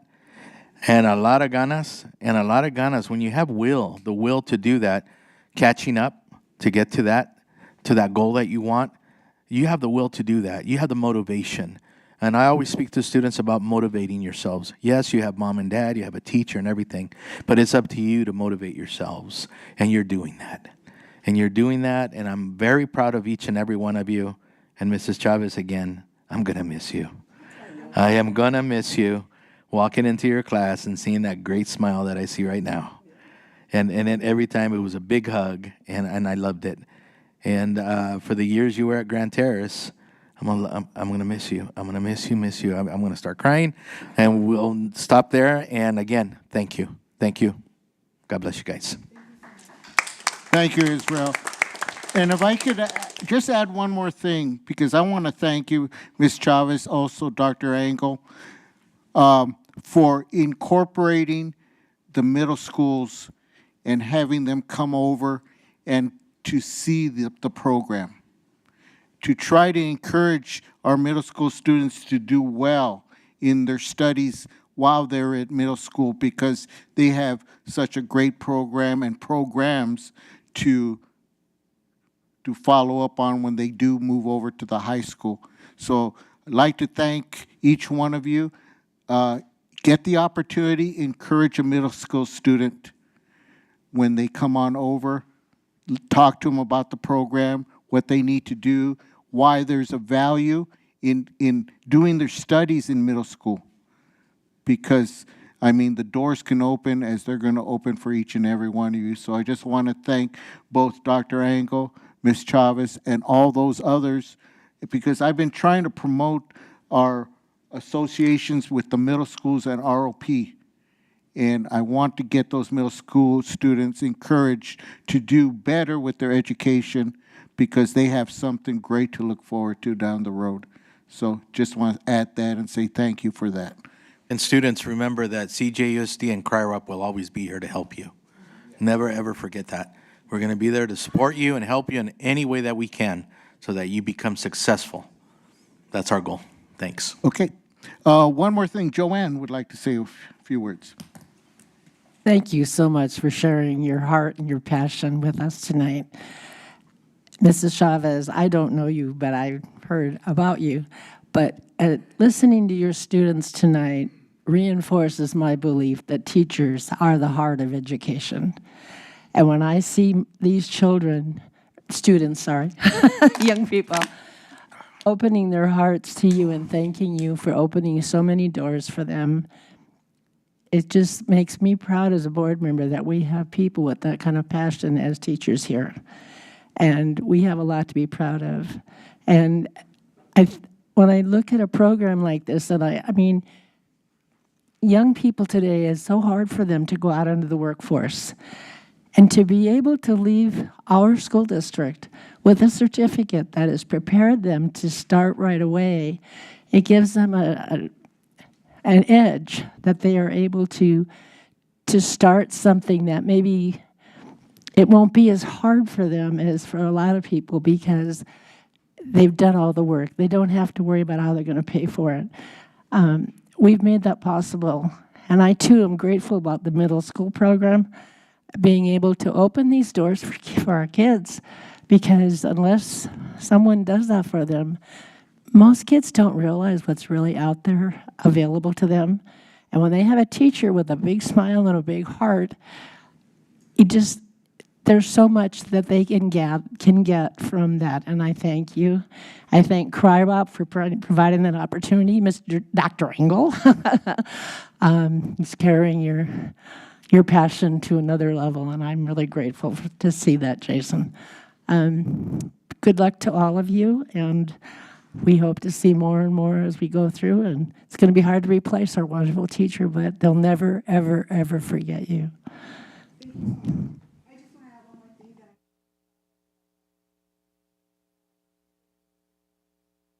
We're able to take them to Cal State University in San Bernardino. We took the middle schoolers, and they also got a program there where they got to see everything for the nursing program. And it was really, really fun. The high school students mentored the middle school students. They went through the whole thing there that day, and it was really amazing. And then after that, they had so much fun doing the mentoring, showing them and teaching them in the classroom, that it was just, it was a pleasure. It was fun, right? Or Nora? Or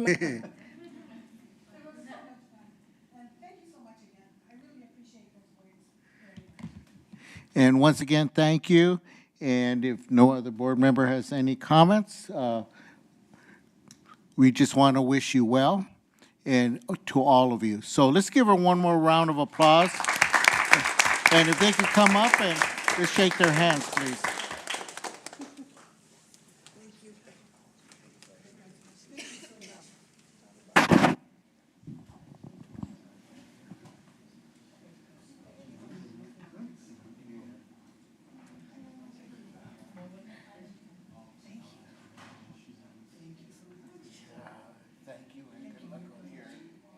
Yes, enjoy it, enjoy it. Thank you. One more job.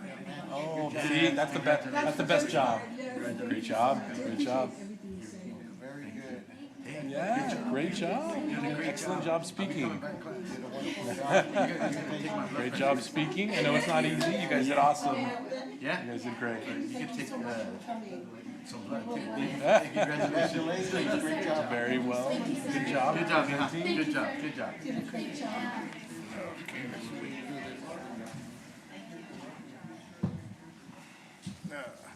Starting to get back in the habit of doing this. Okay. All right, let's go ahead and move on with our agenda. We're moving right into our action session, action items. Items 6.1 through 6.54. At this point, we do have some items to pull for separate considerations. There are items 6.2, 6.3, 6.10, 6.11, 6.12, 6.13, 6.14, and 6.15. Okay, so at this point, I'd like to ask for a motion for approval unless there's any additional items anyone here would like to pull for items 6.1 through 6.54, with the exception of those that I just mentioned. Put it that way. So, Board President, I'll go ahead and make the motion then to approve the items as recommended with the exception of those items that you just listed. I'll second. okay, thank you. So I do have a motion by Dan Flores Second. and second by Bertha Sorry, I didn't do that. Flores. Okay. To approve items 5.1 through 6.54 with the exception of those items that I mentioned. Are we okay with that, Joanne? Okay, just want to make sure. All those in favor indicate by stating aye. Aye. Anyone oppose? Anyone abstain? At this point, okay. So we do have a motion by Dan Flores, second by Bertha Flores, and carried on a 7-0 vote. The board approve action items 6.1 through 6.54 with the exceptions of 6.2, 6.3, 6.10, 6.11, 6.12, 6.13, 6.14, and 6.15. Say that fast 5 times. Okay. With that, let's go ahead and take a look at the first pulled action item, which is item 6.2, adoption of resolution number 2460 on board compensation for missed meetings. Ms. Sandoval. I'll move the item. I'll second. Okay, so I have a motion by Dan Flores, second by Iswell Fuentes. And I will, to approve action item 6.2. All those in favor indicate by stating aye. Aye. Aye. Anyone oppose? Anyone abstain? Okay, I was waiting. Okay, so good.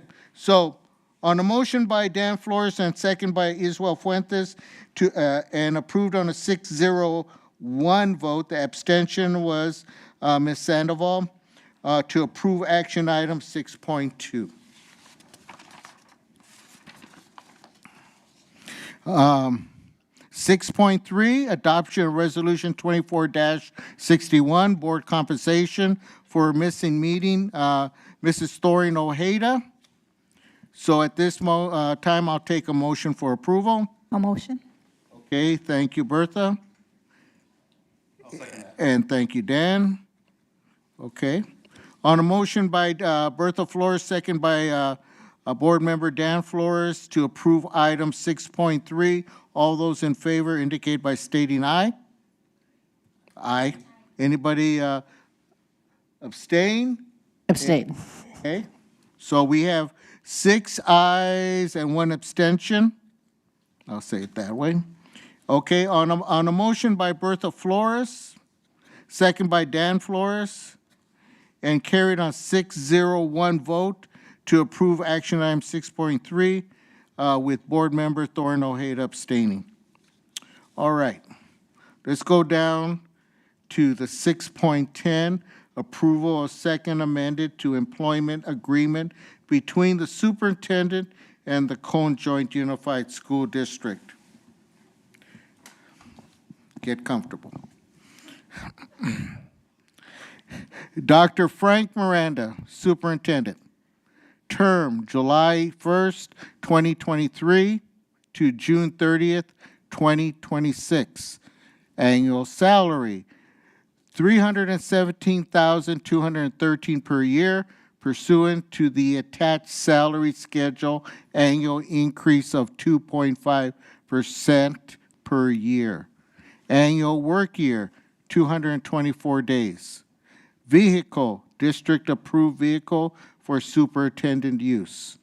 Health insurance, the same medical and dental insurance benefits offered to other certificated management employee. Sick leave, 14 days per year. Life insurance, term life policy in the amount of $250,000. Retiree benefits, health benefits, due to the length of the superintendent's service with the district, superintendent is vested in the district's retiree health benefits program.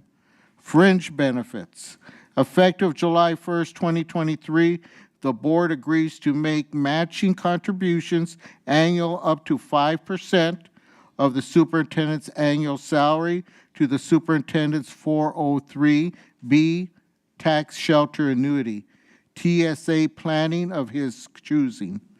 The matching contribution shall not be deemed to be credible compensation for retirement purposes. Okay. So at this point, I would ask for a motion to approve 6.10, which is the superintendent's amendment to employment agreement. So moved. So I have a motion by Israel Fuentes. Second, Second. Joanne Thorne Ojeda. Okay. And this is to approve the amendment to the employment agreement for the superintendent as presented. And Joanne, can you initiate a roll call vote, please? Mr. Ibarra? Yes. Mr. Flores? Yes. Mr. Fuentes? Yes. Mrs. Flores? Yes. Mrs. Haro? Mrs. Sandoval? Yes. Mrs. Thorne Ojeda? Yes. Thank you, Joanne. So on a motion by Israel Fuentes and second by Joanne Thorne Ojeda, and on a 7-0 vote, the board approved the second amendment to the employment agreement for the superintendent as presented.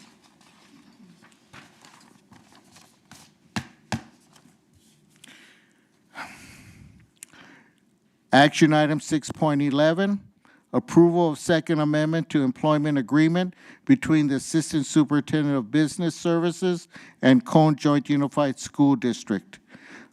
Gregory Fromm, Assistant Superintendent, Business Services. Term, January 6, 2023 through June 30th, 2026. Annual salary, $255,118. Annual work year, 222 days. Vehicle, district-provided vehicle for assistant superintendent's use. Fringe benefits, health insurance, the same medical and dental insurance benefits offered to other 12-month certificated management employee. Sick leave, 14 days per fiscal year. At this point, I would entertain a motion for approval, please. I'll move. Okay. Okay, so I have Israel Fuentes and Bertha Flores. Okay. So on a motion by Board Member Israel Fuentes and second by Board Member Bertha Flores to approve the second amendment to the employment agreement for Assistant Superintendent of Business Services as presented, Joanne, please. Mr. Ibarra? Yes. Mr. Flores? Mr. Fuentes? Yes.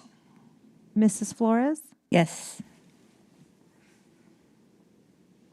Mrs. Haro? Mrs. Sandoval? Yes. Ms. Doreen Ojeda? Yes. Thank you, Joanne. On a motion by Board Member Isabel Fuentes and second by Board Member Bertha Flores, and on a 7-0 vote, the board approved the Second Amendment to the employment agreement for Assistant Superintendent of Business Services as presented. Action item 6.12. Approval of Fifth Amendment to the employment agreement between the Assistant Superintendent of Education Services and the Cone Joint Unified School District. Tina Peterson, Assistant Superintendent, Educational Services. Term, July 1st, 2021 through June 30th, 2024. Annual salary, $255,118. Annual work year, 222 days. Vehicle, district-provided vehicle for assistant superintendent use. Fringe benefits, health insurance, the same medical and dental insurance benefits offered to other certificated management employees. Sick leave, 14 days per year. Retired health benefits, due to the length of the assistant superintendent's service with the district, assistant superintendent is vested in the district's retiree health benefits program. Okay, at this time, I will entertain a motion for approval, please. So moved. I'll second. So I have Joanne Thorin Ojeda and a second by Isabel Fuentes. Okay, so on a motion by Board Member Joanne Thorin Ojeda and second by Board Member Isabel Fuentes to approve the Fifth Amendment to employment agreement for the Assistant Superintendent of Educational Services as presented. Joanne, please. Mr. Ibarra? Yes. Mr. Flores? Mr. Fuentes? Yes. Mrs. Flores? Mrs. Haro? Mrs. Sandoval? Yes. Ms. Doreen Ojeda? Yes. Thank you, Joanne. On a motion by Board Member Joanne Thorin Ojeda and second on the Board Member by Board Member Isabel Fuentes and carried on a 7-0 vote, the board approved the Fifth Amendment to the employment agreement for the Assistant Superintendent of Educational Services as presented.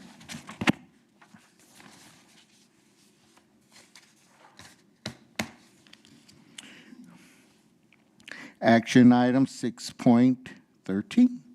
Approval of First Amendment to employment agreement between the Assistant Superintendent of Educational Services and Cone Joint Unified School District.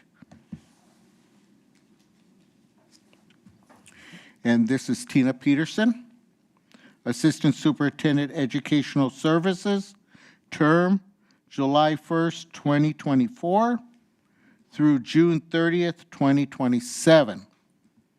Annual salary, $255,118.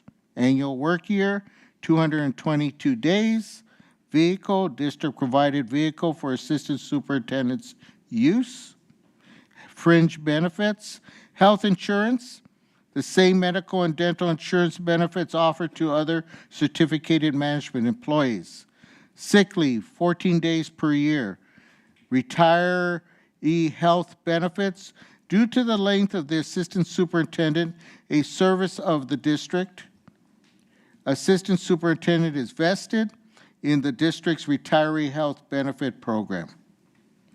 At this point, I'll entertain a motion for approval, please. I'll move that.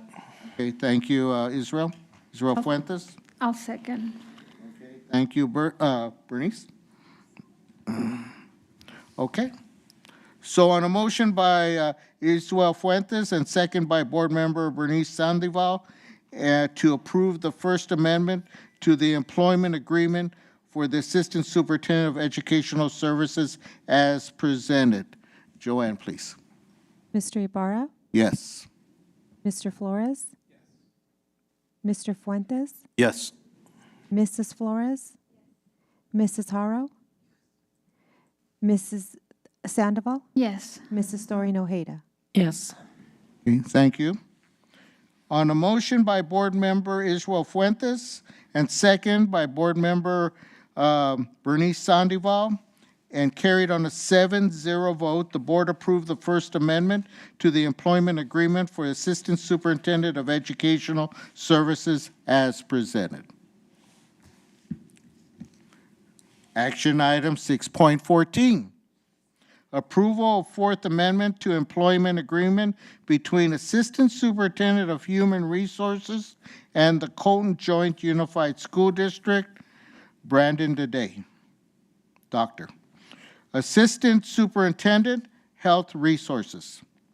Term, January 5th, 2022 through June 30th, 2025. Annual salary, $243,895 per year pursuant to the attached salary schedule, annual increase of 2.5% per year. Annual work year, 222 days. Vehicle, district-provided vehicle for assistant superintendent use. Fringe benefits, health insurance, the same medical and dental insurance benefits offered to other 12-month certificated management employees. Sick leave, 14 days per fiscal year. At this point, I'll entertain a motion for approval, please. So move. I'll second. Joanne Thorin Ojeda and Iswell Fuentes, thank you. On a motion by Board Member Joanne Thorin Ojeda and second by Board Member Iswell Fuentes to approve the Fourth Amendment to the employment agreement for Assistant Superintendent of Human Resources as presented. Okay, Joanne? Mr. Ibarra? Yes. Mr. Flores? Mr. Fuentes? Yes. Mrs. Flores? Yes. Mrs. Haro? Ms. Sandoval? Yes. Ms. Doreen Ojeda? Yes. Okay, thank you, Joanne. On a motion by Board Member Joanne Thorin Ojeda, second by Board Member Iswell Fuentes, and approved on a 7-0 vote, the board approves the Fourth Amendment to the employment agreement of the Assistant Superintendent of Human Resources as presented. Action item 6.15, which is the approval of the Fourth Amendment of employment agreement between Assistant Superintendent of Student Services and Cone Joint Unified School District, Dr. Anthony Ortiz, Assistant Superintendent, Student Services, term, January 5th through 2022 through June 30th, 2025. Annual salary, $236,901 per year pursuant to the attached salary schedule, annual increase of 2.5% per year. Annual work year, 222 days. Vehicle, district-approved vehicle for assistant superintendent's use. Fringe benefits, health insurance, the same medical and dental insurance benefits offered to other 12-month certificated employment management employees, and sick leave, 14 days per fiscal year. Okay, I will entertain a motion for approval. I'll move. Okay, thank you, Israel. Okay, thank you, Bernice.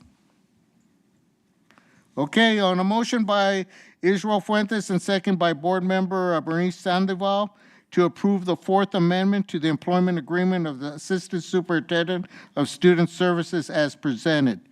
Joanne, please. Mr. Ibarra? Yes.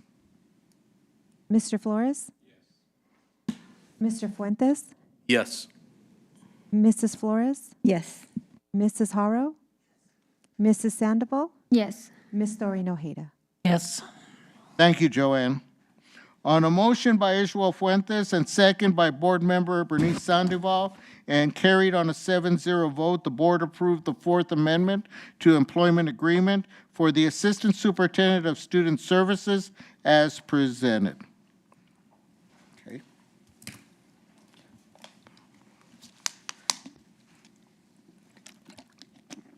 All right. Okay, let's go ahead and move on. We're moving right into 7.0, administrative reports. Item 7.1, approval of disbursements. Item 7.2, uniform complaint procedure quarterly report summary for January through March 2024. Item 7.3, William Quarterly Uniform Complaint Report Summary of January through March of 2024. Item 7.4, approved change orders for Ruth Grimes Elementary School restroom building and shade shelter project per board resolution 23-74. Any questions on any of those? Okay, not hearing any. There is no facility updates. Okay, so we'll move into 7.6, which is ACES update. I see we do have our esteemed president there. Welcome. Good evening, Board President Ibarra, Board Members, Superintendent Dr. Miranda, and members of the audience. I want to commend the remarkable efforts of our educators, administrators, and staff members district-wide who have shown unwavering dedication in response to the numerous demands and directives from the Department of Justice. Our teachers have gone above and beyond, meticulously crafting comprehensive lesson plans and participating in extensive in-class support sessions to ensure the success of each student. Similarly, administrators have diligently completed their walkthroughs, further contributing to our collective efforts. As we anticipate the impending visits from the DOJ, we hope their tireless work will be duly recognized and acknowledged. The association is actively seeking the same level of support, if not more, as we look ahead to the planning for the next academic year. While collaboration time this year was predominantly utilized for lesson planning, it's essential to recognize that teachers will also require support and time for additional tasks, especially as new elements are incorporated into lesson plans during the fourth quarter this year. The exceptional work of our staff amidst this challenging circumstance, it cannot be overstated. Their commitment to excellence, unwavering dedication to our students, and tireless efforts have been truly inspiring. As the testing season unfolds across our campuses, we stand united in our aspiration for each student to realize their utmost potential and see better results on dashboard next year. ACE, I have to go to negotiations now. ACE will sunshine at the May and June board meetings for the 2024-2025 school year, as the whole contract is up for negotiations. I do want to go to politics now. I extend a special invitation on behalf of the Association of Colton Educators and the California School Employee Association to potential candidates interested in running for the CJUSD Board of Trustees. Interviews will be conducted on May 29th at the ACE office. Interested individuals are encouraged to contact the ACE office at 909-825-0332. And I know you all have my text number, my phone number. I won't be doing the scheduling, so I can't help there. Tonight, as we celebrate the achievement of our adult education graduates, I want to express my profound gratitude for Principal Angela Haddock's outstanding leadership. Her tireless efforts and unwavering commitment to our school community have not gone unnoticed. Angela's work, though often quiet, is nothing short of extraordinary, and I am consistently impressed by her dedication to our students' success. Also, I was going to say something, but it's confidential, so I can't say it. I just realized that I really enjoyed her from day one. How about I go that way? Thank you. Did you see the scared look on Brenda's face? I wasn't going to say anything that's secret. Thank you, school board members, for all your steadfast support and dedication to enhance our district. I know you go into school sites and you do visits, and teachers are actually seeing and they actually know who the school board members are now. It's not just those people that sit behind the diocese. All right, thank you. Have a good night. Thank you. Representative from CSEA?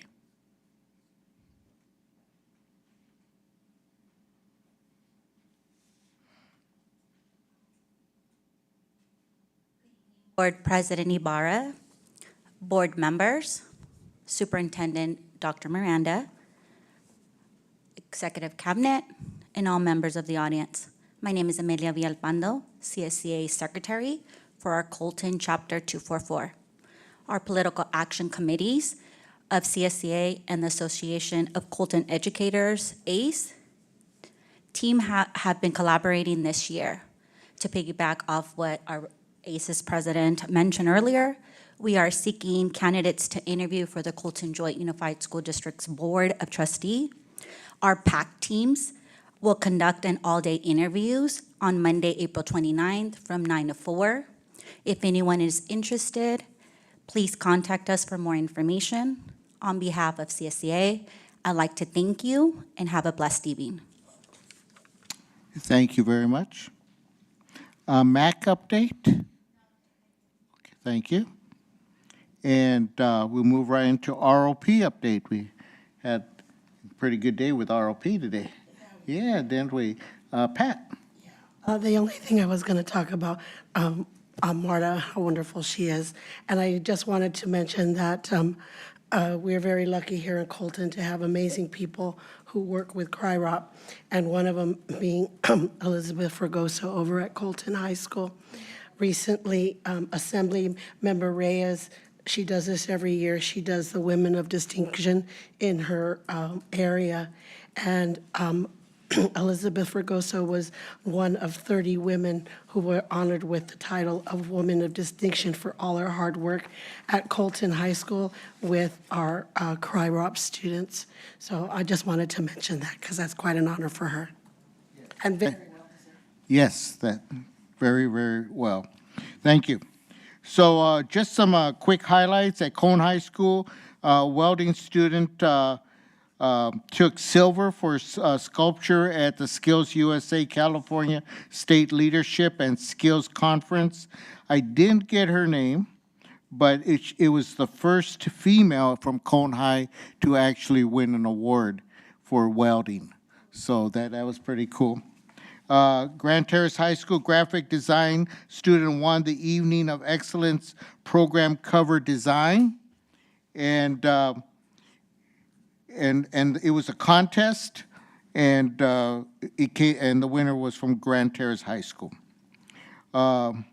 Slover Mountain High School child development students hosted the Reading in the Garden for students at San Salvador Preschool.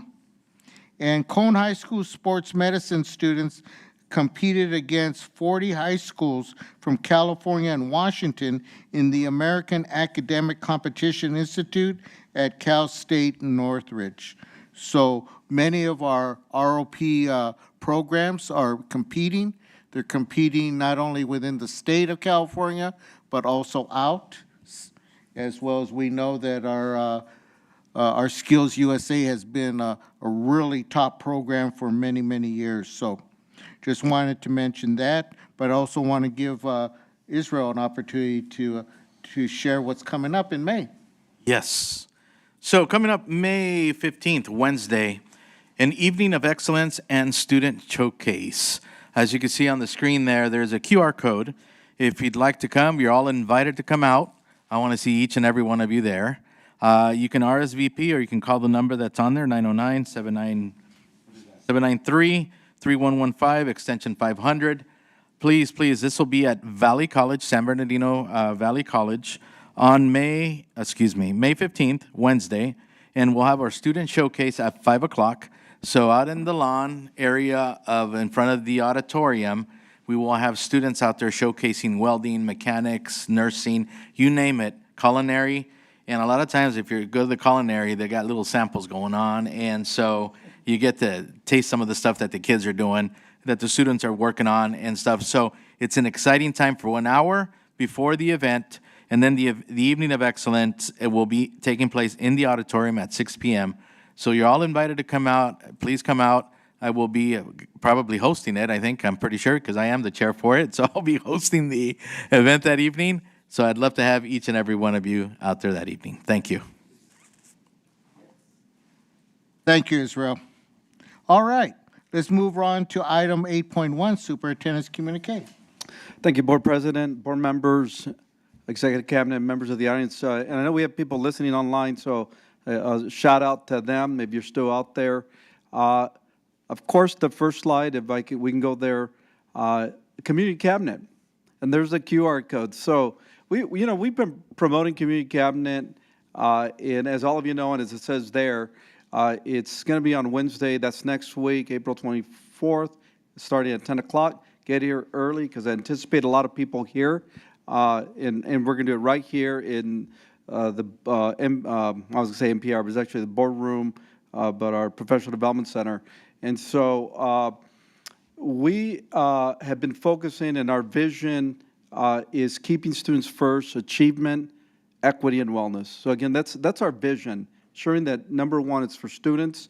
And we've already talked about equity and wellness in our community cabinet. The last one, in fact, was about wellness. So guess what? We need still to talk about achievement since that's our focus. So this community cabinet next week will be focusing, the theme will be achievement. So we've invited, and you heard our students state that earlier, we've invited the award-winning Grand Terrace High School to the award-winning Colton Joy Unified District, because I got to say that because we're all a big community, and that's what we're pushing, is just coming together, ensuring that we come together for this community cabinet to celebrate and showcase Grand Terrace High School, their clubs, a lot of the programs, their activities, and again, honoring them for their California Distinguished School recognition. Additionally, we had a little taste today, and thank you to Principal Angela Hatter.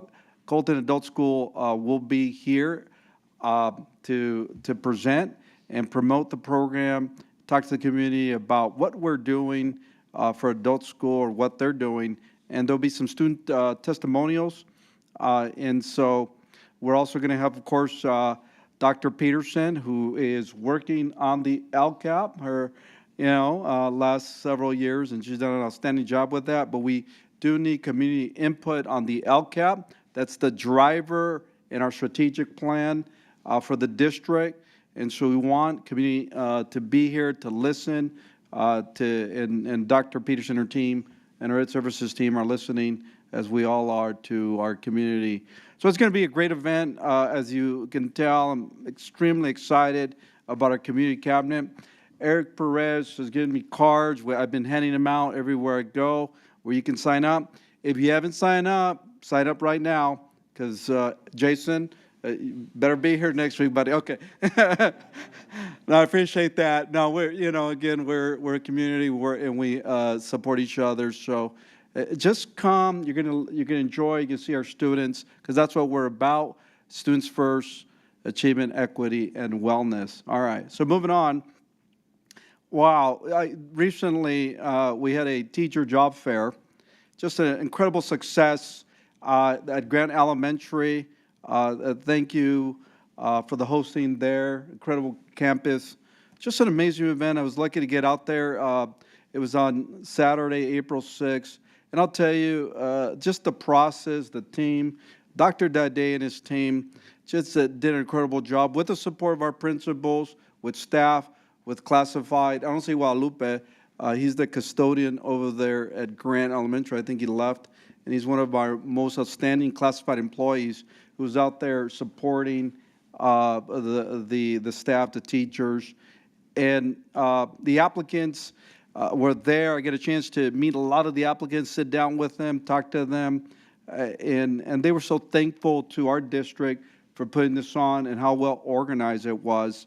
And so there was on-site interviews, which was incredible. And our applicants went through different stations to apply. If they had not filled out an application, they weren't sent away. They they were actually sent to an area where they can apply and get support and help, which was outstanding. We had, I mean, you guys, the HR hired people on the spot.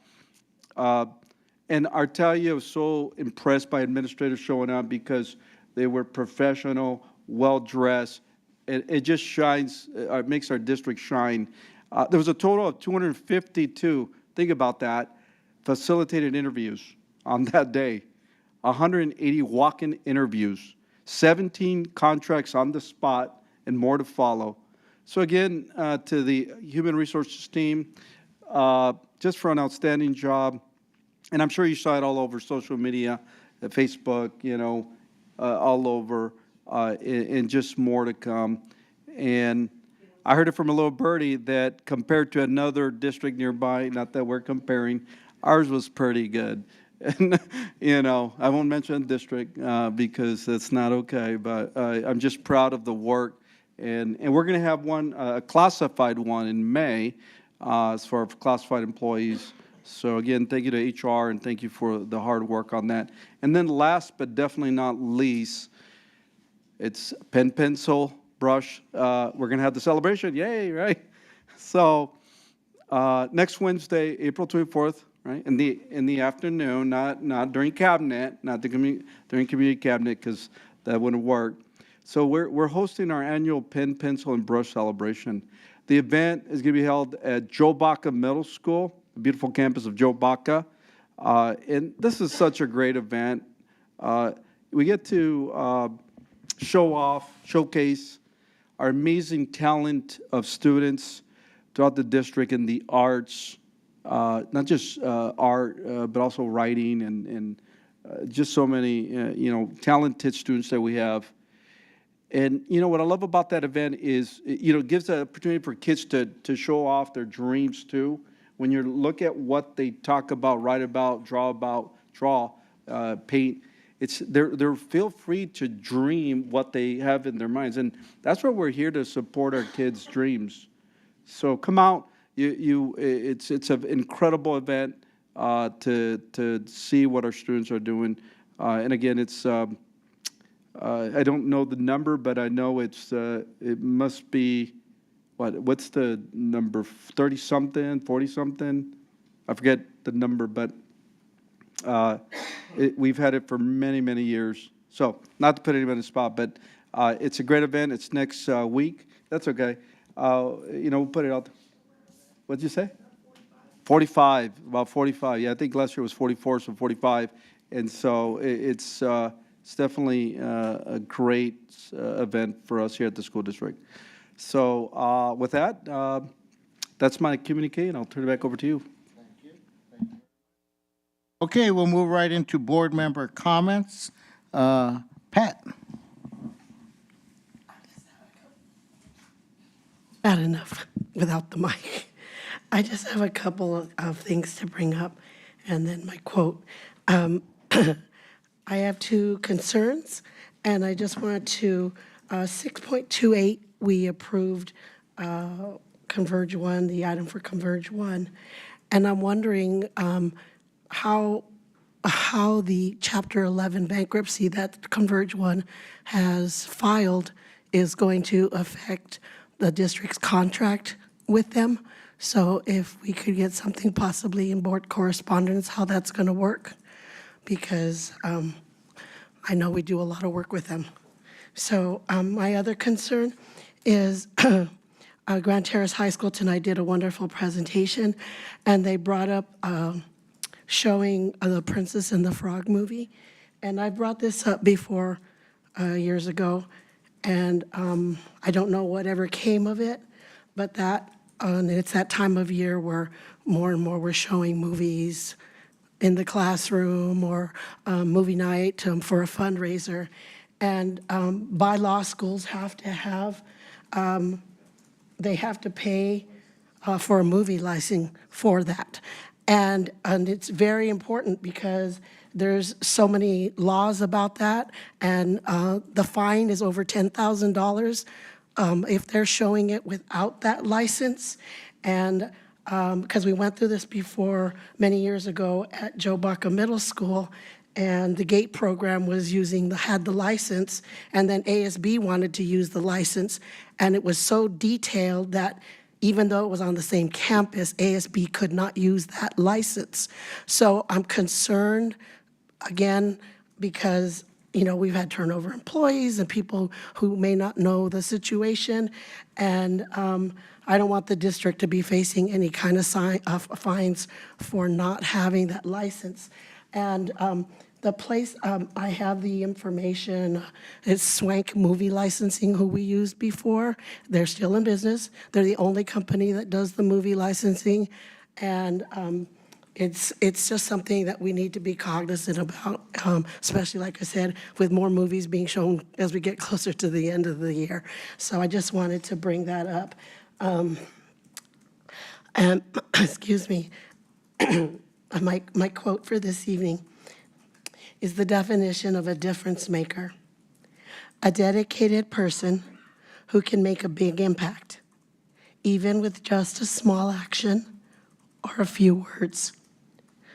Someone who improves the lives of others, one who rallies or encourages others to propel themselves forward and bring about change. I want to thank each and every one of you here in the audience, and of course those who were here earlier and those who are listening. Each of you is a difference maker, and you are appreciated beyond measure for everything you do for the students in our district. Thank you. Thank you, Pat. Joanne? Thank you. As I think back about tonight, these are the kind of board meetings that I love to have when you have so many student presentations, because it just values so much more of what we do, because we have hands-on, we can see the growth of our kids. And it just warms your heart to see these kids so excited about learning. Between the high school, and congratulations against Grand Terrace High School, but just the heart that these kids are putting into their education, and how much more they're getting out of it by being so involved and getting other kids involved. And it really makes my heart feel good about what we're doing for kids. Speaking of children, last week I actually was able to get out and see Tarzan, the play, from Terrace View Elementary School. It was delightful. Those kids, you see, I was a kindergarten teacher for a while, and you had 32 little kids. You try to get them to do what they need to do at the same time, and it's like, Sundays you went home and wondered if you're going to have any hair left. Jerry Marquez and her staff have hundreds of little kids up there dressed in the cutest little outfits, and they dance where they're supposed to, and they do what they're supposed to, and they move together, and I'm going, how do you do that? It's incredible. But the smiles on the faces of those children, there's nothing better. And they're learning how to work together, they're learning that learning can be fun, and they're learning about discipline, and it was an incredibly wonderful evening. Every year when I go to that play, I just am just amazed at all the things that they are able to get little ones to do, and the adults too, but and the dedication of all the adults that work there. It's really spectacular, and I'm grateful that we have that in this district. And I always get to have a date with my grandson because he goes along with me, and that makes it even better. CRIROP, thank you so much. Having the kids come up and speak tonight, and how poised so many of them are, and I bet you a year or two ago those kids could not do that. They've just come so far from where I know they started. And again, I do believe the heart of education is in the teacher. And you have teachers, we have so many teachers in this district whose heart is in it for our children.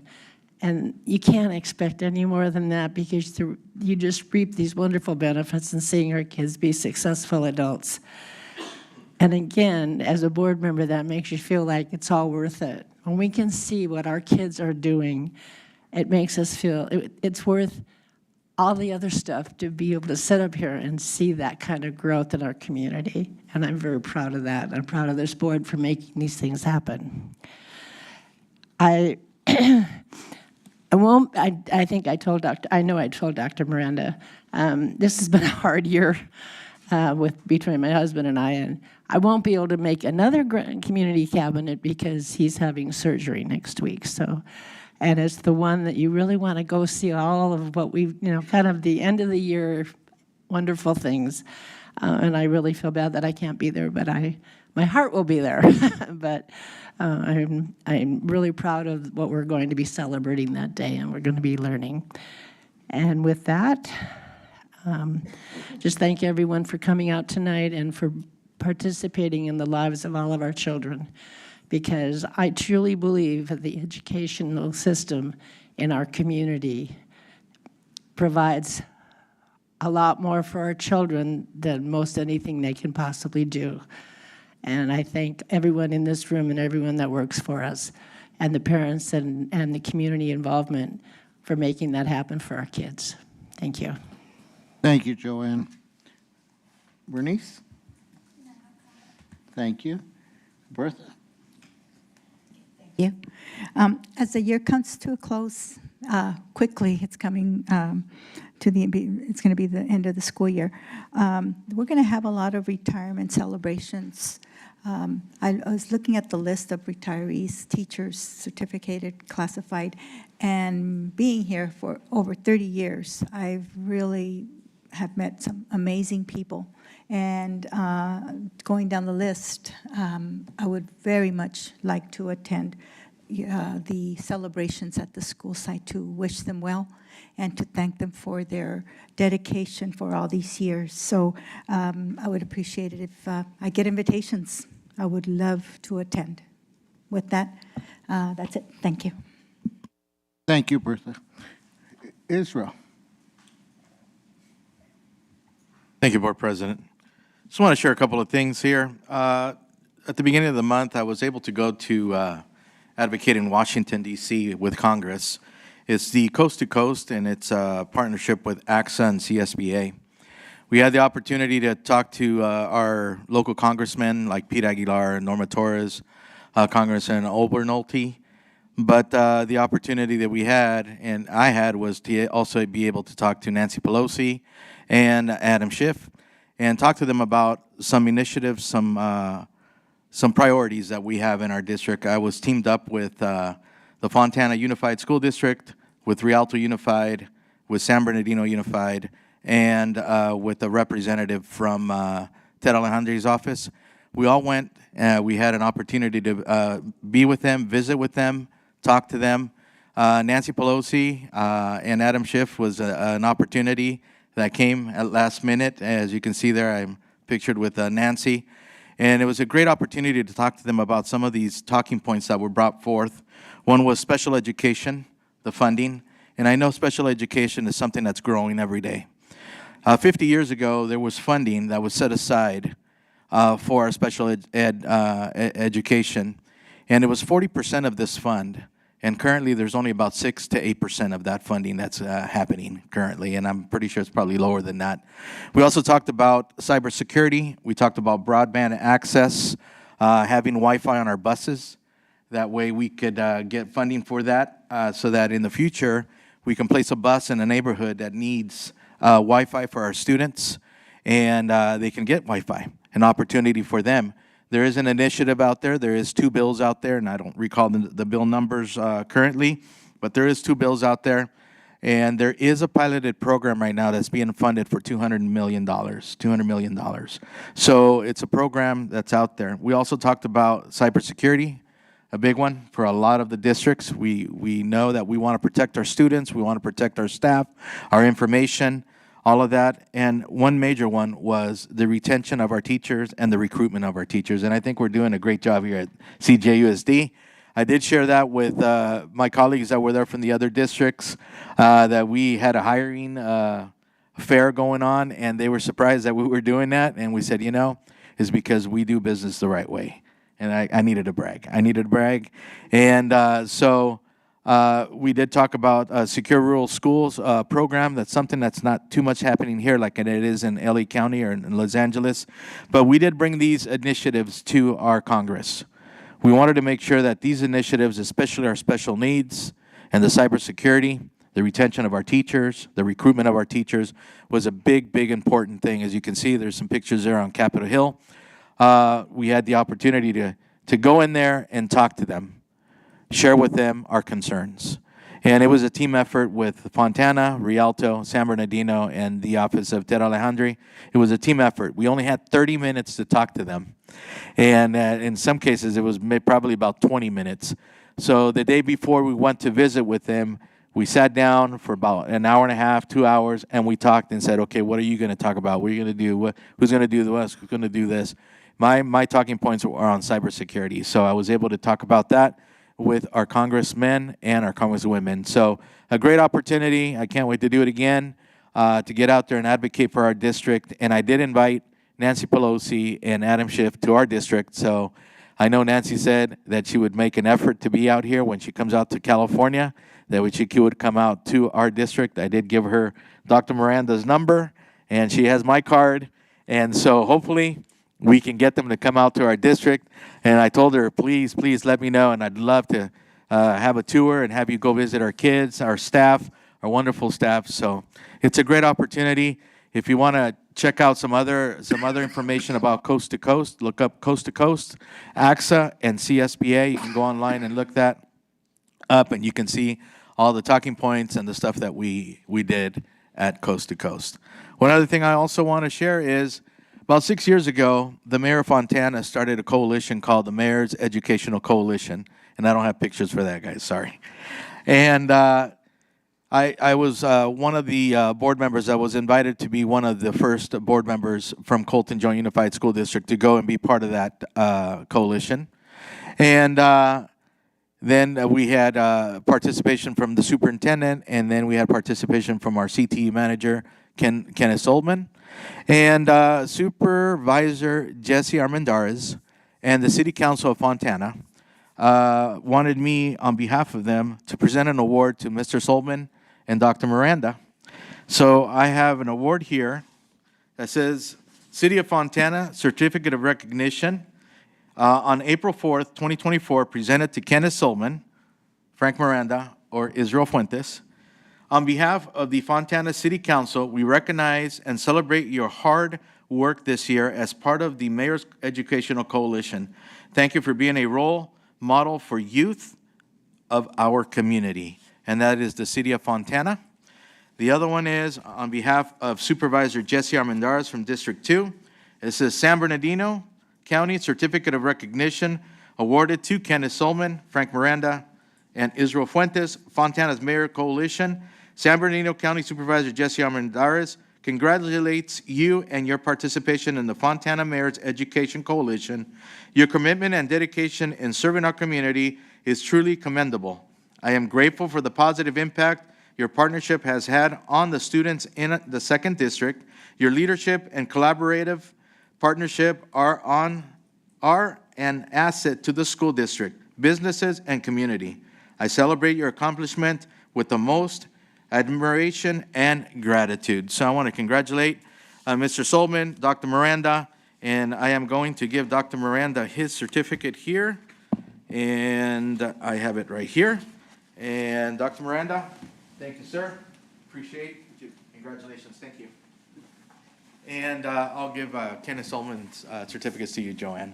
So that's what I have this evening. Remember, we got to have ganas. Students, if you're listening online, you got to have the ganas, got to have the wills. Because remember, motivate yourselves every day to do the best you can so that you can succeed in the future and become that next you fill in the blank. Have a great evening. Thank you, Israel. Dan? No comments. No comments? Okay. And just once again, want to thank Dr. Angle for being here today. And wonderful program. We really enjoyed it. And to thank everyone who is here with us. And didn't do too bad, 8:05, get you out to dinner. So Everyone have a good evening. At this time, the board will now adjourn to closed session to discuss items listed on closed session agenda.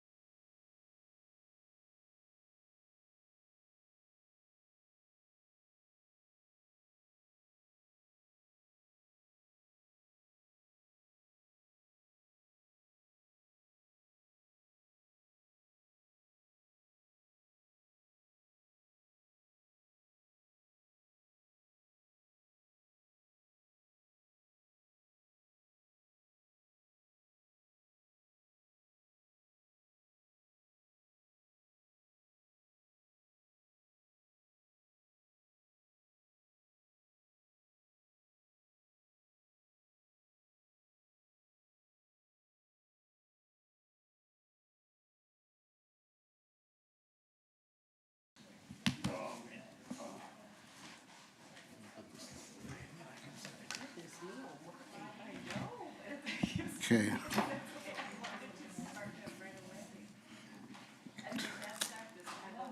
Oh, shoot.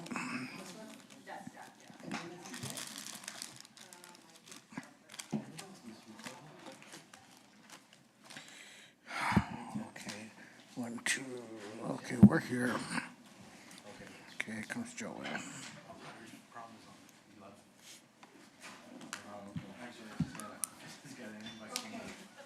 We have to get up to go to work tomorrow.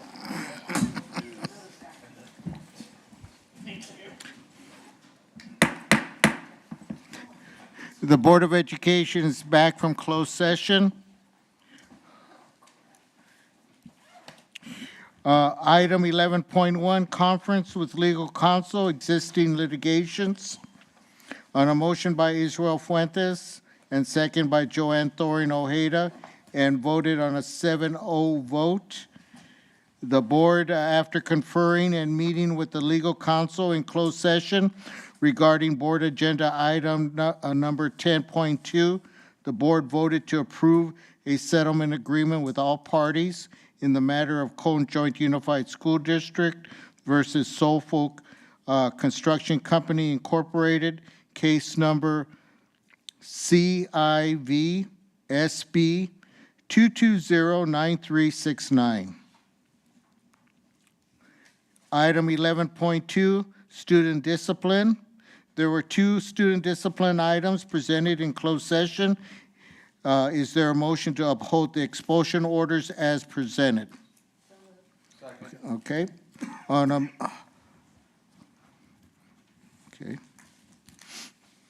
I have a motion by Board Member Joanne Thorin Ojeda and second by Board Member Israel Fuentes to uphold the expulsion orders as presented. All those in favor indicate by stating aye. Aye. Anyone opposed? Anyone abstain? 7-0. They pass. On a motion by Joanne Thorin Ojeda and second by Israel Fuentes, and on a 7-0 vote, the board upheld the expulsion orders of 2 student discipline items as presented. Number 1064980 and 1074042. Item 11.3, personnel public employee, appointment, discipline, dismissal, release. On a motion by Board Member Dan Flores and second by Board Member Israel Fuentes and carried on a 7-0 vote, the board approved the following: personnel public employee appointment, certificated regular staff 1, biology teacher. Classified management 3, human resource coordinator, nutrition service site supervisor 2. Classified coaching 2, prep squad director, co-ed, head varsity basketball girls. Certificated coach 1, head varsity football boys, volunteers 27. 11.4, personnel public employee appointment, discipline, and dismissal. In closed session on a motion by a member Joanne Thorin Ojeda and second by Frank Ibarra and carried on a 7-0 vote, the board took action to approve the resignation agreement and general release of EIN 2787. Item 11.5, in personnel public employee appointment. In closed session, on a motion by Board Member Israel Fuentes and second by Board Member Bernice Sandoval, and carried on a 6-1 vote, the one being Ms. Haro. The board appointed the following: Dr. Han Hibb, Principal, Colton Middle School.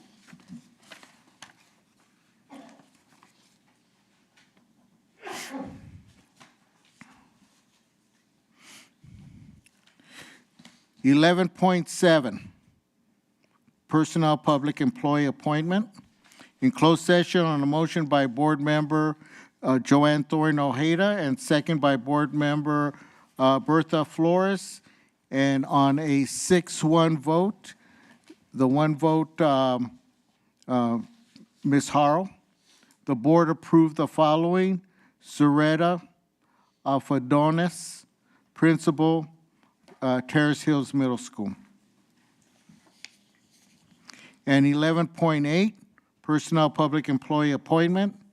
In closed session on a motion by board member Isabel Fuentes and second by board member Pat Harrell, and on a 7-0 vote, the board appointed the following: Jessica Kauhu, Director, Transportation, Transportation Department. With that, that ends our closed session readout, and it's now 10:33. If there's no other questions, we hereby adjourn.